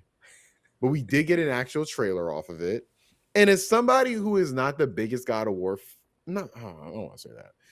I love God of War the series. I'm not the biggest God of War remake fan or reboot fan or whatever that is. God of War 2018. Thank you. That's what we could call it. It's a reboot. At the same time, it's a continuation. You're a hater. We understand. I give that game an 8 out of 10. I think it's a good game. I don't think it's an amazing game. I think what I've seen of this, it looks like it's going to go in a pretty interesting story direction. I love that we started off with that image of Kratos and Atreus looking at this big ass wolf. That image alone looked really cool. And I really do hope, because this trailer really showed me that they're going to make all these realms a lot different. And that was my biggest problem with God of War 2018, where it's like we had some realms, but we didn't have a lot, and they teased the rest of them. We didn't get them. I hope this is the full realization of the world they built. And it looks like, as far as the trailer goes, that they are going to do the damn thing with this. How did y'all feel about the trailer? Go for it, Ben. Yeah, I'm. It was a good trailer. I don't want to see any more trailers about God of War. We're gonna get the game when it comes out. I don't want to see anything else. It looked dope when the sky split open and all that kind of stuff. That was pretty cool with the moon and all that. That was dope. I'm already in. So everything else at this point is just kind of like I don't want to see anymore. Yeah, I feel the same way. Exact same way. It's kind of crazy seeing how this is coming out in 2 months now. Is that right? It's already pre-ordered for me. That's insane. Yeah, I'm excited. I just really, really, really hope this isn't gonna be how I felt with Horizon, because I will be playing it back to back, just so I'll be able to better compare it to the first one. And I hope it's not just more of the same. It really does look like more of the same, but I'm sure that I'm gonna enjoy it regardless, as far as narratively as well. So yeah, I don't want to see any more of it. I'm ready for it. I just, because the trailers don't do justice how immersive God of War is, how immersive this game is going to be from the standpoint of that not first person, that continuous camera. It's definitely coming back. Yeah, and it's going to look damn good with the new graphics. I that's what I'm most looking forward to. Like, I think, because I had the benefit of finishing God of War on PlayStation 5. So I got the 60 frame patch. Ooh, nice. So it's a tangible difference between how it was originally released and how you can play it now on PlayStation 5, and even more so on PC. And so I am very much looking forward to playing this at 4K 60 on the PlayStation 5. I think it's going to be a really good just technical experience, because I can always give respect to God of War PlayStation 4 for just that camera. I've never seen a game do that before. That was something that was really unique with the game that I wish other games would do, but I know has to be insanely hard to pull off. So I can't wait to see what they do with this one. Going from that, we do have a list of VR titles that were announced that are games that are pretty much already released on other platforms. We have Star Wars Tales from the Galaxy's Edge, which I played on Oculus. You have Demio, is that how you pronounce it? Yep, Demio. yeah, Which is like the dungeon crawling game that seems very much like a Dungeons and Dragons. It's like a board game, right? Yeah, it's a tabletop world. You have rolling dice, cards, and everything. So that looks interesting. This news got sour to me. We mentioned it on the stream yesterday. By the fact that there's going to be no backwards compatibility for PlayStation VR titles. So obviously that they weren't going to put that in the state of play. But this, like, it's cool. We're getting some, ports from Oculus, and hopefully they look a little better, but definitely not the best VR showing. Is the Star Wars game, is that already available? I know Demio is, but I didn't know about Star Wars. I played it. Oh, is it any good? I prefer Vader Immortal. Okay. It's fine. Yeah, this is like a remastered version of the Star Wars game, right? Okay. Yeah, I'm sure it's going to look a bit better. But it's not worth running home for, is what you're saying. It's not worth a play. Well, it depends on how much it costs. I would say I'm shocked they haven't done Vader Immortal as opposed to this. Like, I'm kind of shocked they chose to do this one. This one was not on PlayStation platforms at all. Vader Immortal already came to PSVR 1. Well, that explains it. Okay, that makes sense. I was a little bit shocked, though, as well, how, obviously they showed these VR titles, but why didn't they show anything original? Because they did mention before the State of Play happened that, we're going to show PlayStation VR 2 games, and then it was basically things that already came out. Yeah, just ports, I was expecting something, something new. Like Astrobot. I'm surprised they didn't show up the PlayStation VR 2 version of Astrobot yet. Yeah, I'm kind of shocked by that, because that has to exist. It's on some level. We are pretty soon, I have to imagine, because the assumed release date for PSVR 2 or window is in Q1 of next year. we're gonna get a PSVR 2 showcase at some point. That's gonna have the release date of the console and all the price, all the details, and that's when we're gonna see the big games. You thinking around like November, maybe? Yeah, something like that probably. Yeah, Maybe that's what I was early. thinking too. Could even be early next year, although that's probably cutting it close. Okay. And you will be getting it, right, Ben? Because you've been waiting for. Yeah, for that's still my plan. Yep. Okay. Well, hopefully it's priced fairly, so a lot of people can enjoy it. Mm-hmm. That's what I'm concerned about, honestly, especially with the recent price hike on Meta. Right. So we'll see. We will see. We'll stay tuned for that. We are getting a Yakuza spin-off game. It's called Isshin. I know I'm messing that name up, but it's like a dragon, I believe, right? It's Like a Dragon Isshin. It's already been released in Japan, but it's coming to the States for the first time for PlayStation 4 and PlayStation 5 in February 2023. I still have yet to fully finish Like a Dragon, so I probably won't be playing this when it comes out, but it looks pretty cool. Is anybody planning on playing this at all? Yeah, I'm definitely gonna play it. A little bit, just little information about this. Basically, in the West, the Yakuza franchise is being renamed, and instead of them saying Yakuza enter subtitle here, they're renaming the Yakuza franchise to be Like a Dragon and then a subtitle. Which is a really, really. I don't know why they're doing it. I don't know why they're throwing. It's because like I feel like Yakuza is called Like a Dragon in Japan. Oh, just is like, it? Yeah, it has. Just like how like Resident called, Evil is called Biohazard in Japan. It's always been called Like a Dragon in Japan, and actually the studio is also called Like a Dragon. Yeah, really. So if it wasn't confusing, Ryoga Gotoku I think is the name of the studio in Japanese, and that's Like a Dragon in Japanese. So if it wasn't confusing enough, they release Yakuza Like a Dragon. Now every game in the series moving forward will be Like a Dragon subtitle, and the studio is Like a Dragon. Oh God! And in addition, they're gonna have Like a Dragon. And in addition, the Like a Dragon is going to be on the RPG side. Which, I mean, if I remember correctly from Yakuza Like a Dragon, the game is called Like a Dragon because the main character loves Dragon Quest. And so the whole thing is Like a Dragon, like a Dragon Quest. Interesting. Okay.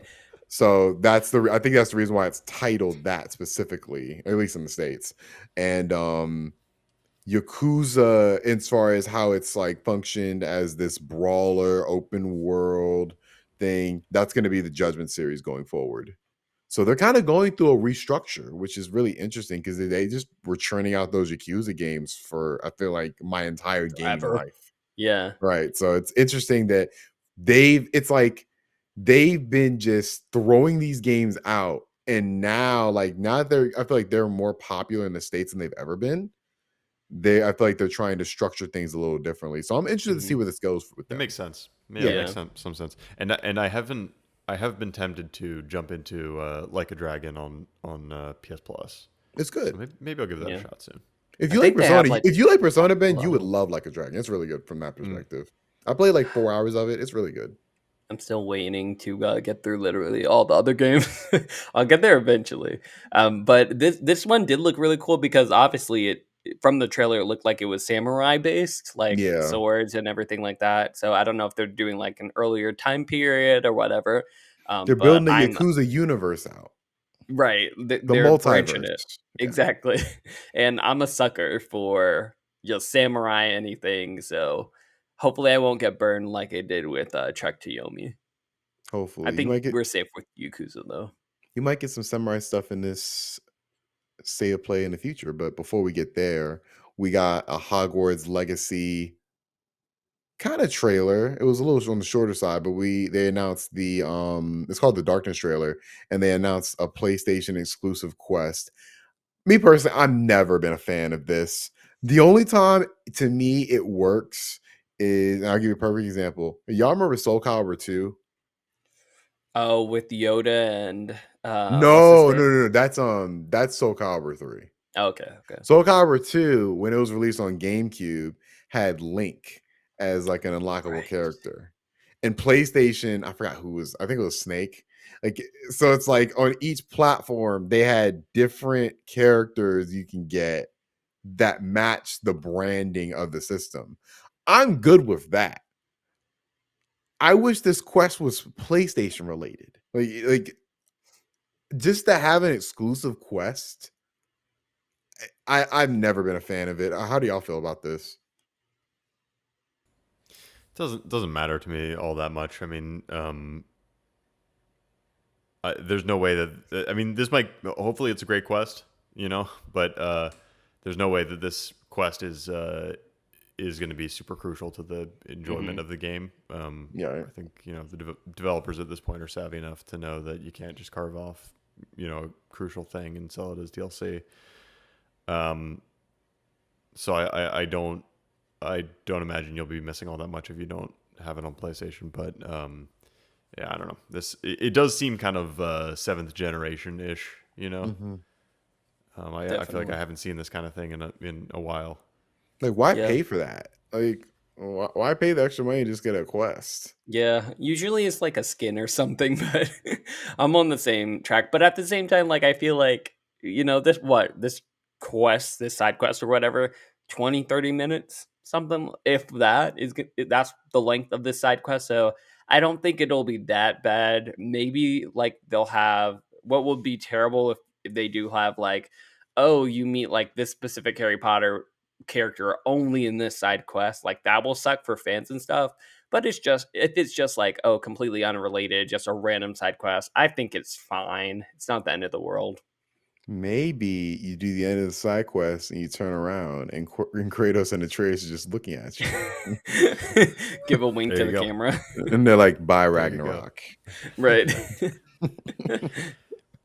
The next announcement was a game called Pacific Drive, which is a first title from Ironwood Studios, and it puts players behind the wheel as they drive around what appears to be a post-apocalyptic version of the Pacific Northwest. Right. This look cool. Like, Yeah, I does look cool. I don't know if it's coming on PC. I think I'd rather play something like this on PC, but this looks interesting. And if a game can be anything, it should be interesting. So I'm looking forward to this. Anybody else? I wasn't a fan. Fair I was like, enough. what are we doing here? This is something that I would like, and Max, what? Yeah, this is something that I would absolutely for sure check out if it came to PS Plus.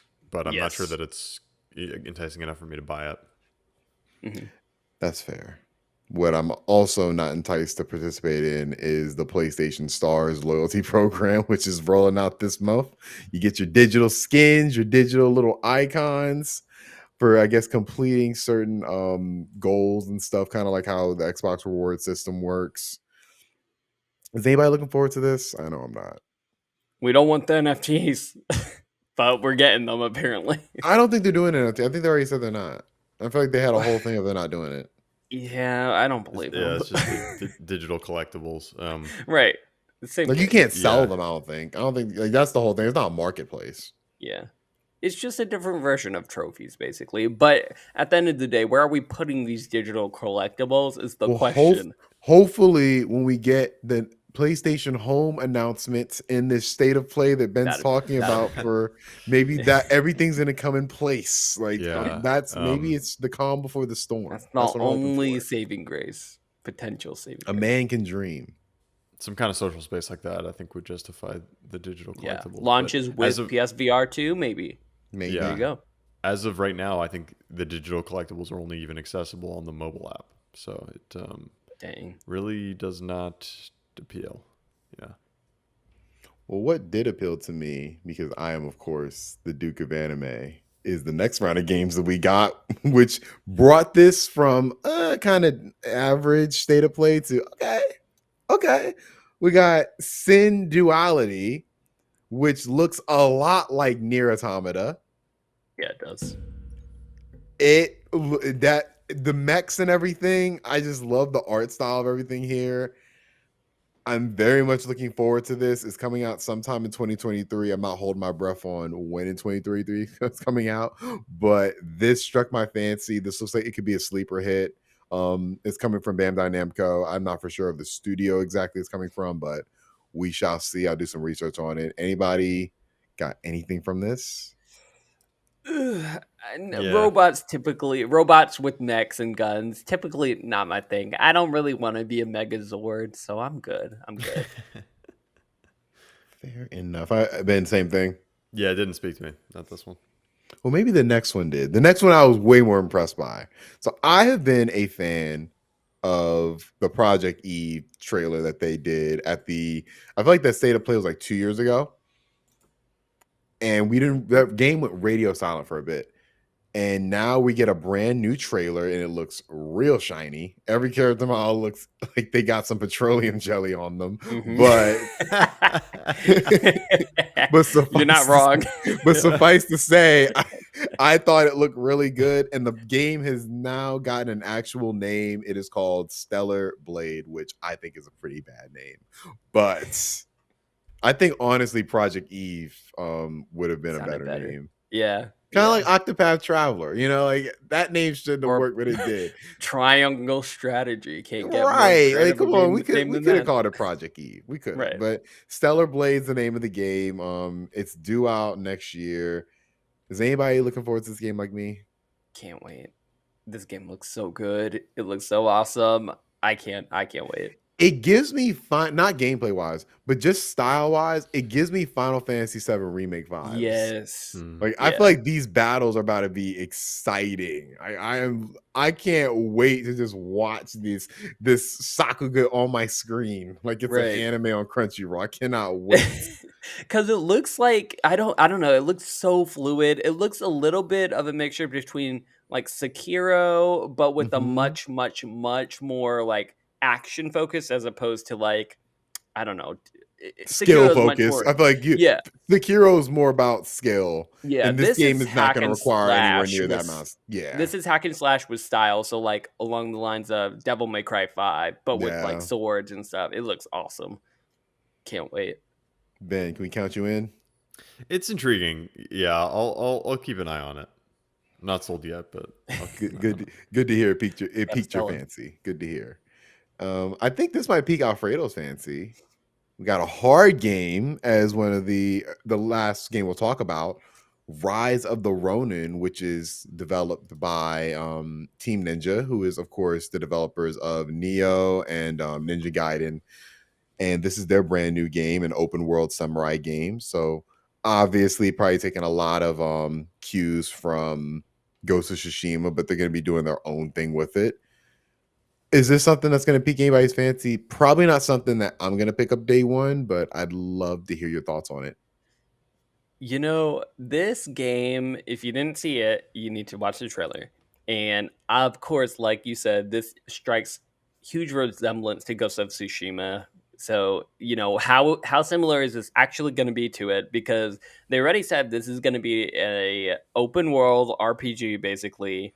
They showed gameplay of you out in the open world, in the forest, even in you kind of more in Assassin's Creed like situations where you're like jumping off of rooftops and deploying like a glider of sorts, which was completely unexpected for me.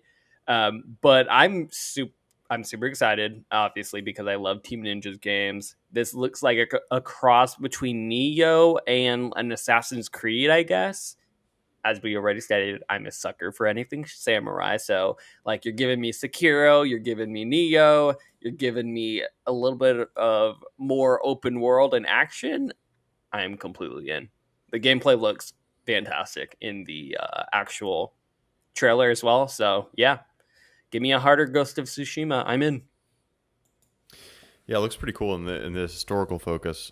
Obviously gave me Assassin's Creed vibes. This one's this one's one to watch, I think. What's going to be interesting is this, or will Ghost 2 be out first? Because it's coming out in 2024. Yeah, I feel like this will be out before. I feel like I'm looking at this probably as like a Q1 2024 game, and I think Ghost might not even be a 2024 game. I think really? Ghost might get a little deeper in development. It's gonna be Because Ghost is what, interesting. 2020? Ghost is 2020, right? I thought it was 2021, right? No, it's 2020. No, Ghost of It came out Tsushima same year as Last of Us Part 2. 2019. No, it came out 2020 because it came out after Last of Us Part 2. Which was 2019, was it not? No, it that was 2020. because It was it came out 2020? during the pandemic. Okay, I confirm. Oh, the Ghost of Tsushima PS5 did come out 2020. in 2020. Okay, yeah, Yeah. you're right. Yeah, got it. Yeah, so I mean, So I think, 4 years, that's plenty of time for a sequel. Usually you'll get 3. but That's I why don't think I'm they're gonna curious if want we'll to. get it in 2023. I don't think you're gonna release this and Ghost of Tsushima in the same like anywhere near each other. Yeah, I mean, I could see, Q1 to be Ghost 2, and then this game maybe later, like 6 months down the line. Yeah, that's But it's that's gonna fair. be. Because I mean, Neo 2 came out 2020 as well, right? I think so. Yeah. So okay, yeah, the timeline would match. Like they probably can come around the same year, but yeah, I think PlayStation, just for sales purposes, would want these games a little far apart. Yeah. Yeah. And this game is very well. It looks very different from Neo Yeah, because Neo is all about, I guess, it's more Dark Soulsy, and this one seems to be leaning more in the direction of action and adventure, like Ghost. So well, much more comparable. this could be their version. Not saying it's gonna be anywhere near as good or as wide. This could be their version of Elden Ring, where they Yeah. take those fundamental gameplay of Neo and expand it to an open world. Like this could theoretically be the first Elden Ring clone, Yeah. Yeah, I which think is that's a fitting. great comparison, actually, And it's actually considering what they fitting since showed. they probably made the best Dark Souls clone Hmm. to the point where I don't even think people consider Neo a Dark Souls clone. It's almost like its own thing. Yeah. And I love me some Sekiro specifically. So yeah, overall, I think this was a fine conference. It sucks because I feel like for a lot of developers, this would be, or a lot of like studios, this would be a really good conference. But since we know what PlayStation is capable of, this is an average conference. Yeah. But at Didn't the give me same, any VR, didn't give me any new surprises, jaw drops, nothing. 3 but out at of 5. but at the same time, we're spoiled gamers, so we'll leave that as it is.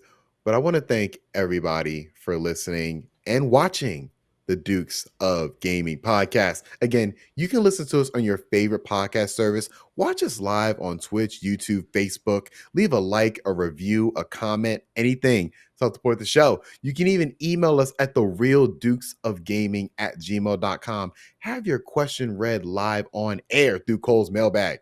Hit the bell as well to get notifications on YouTube when we drop our latest videos. We post everywhere, every week. So make sure you start your week right with the Dukes of Gaming. And with all that being said, I bid thee farewell.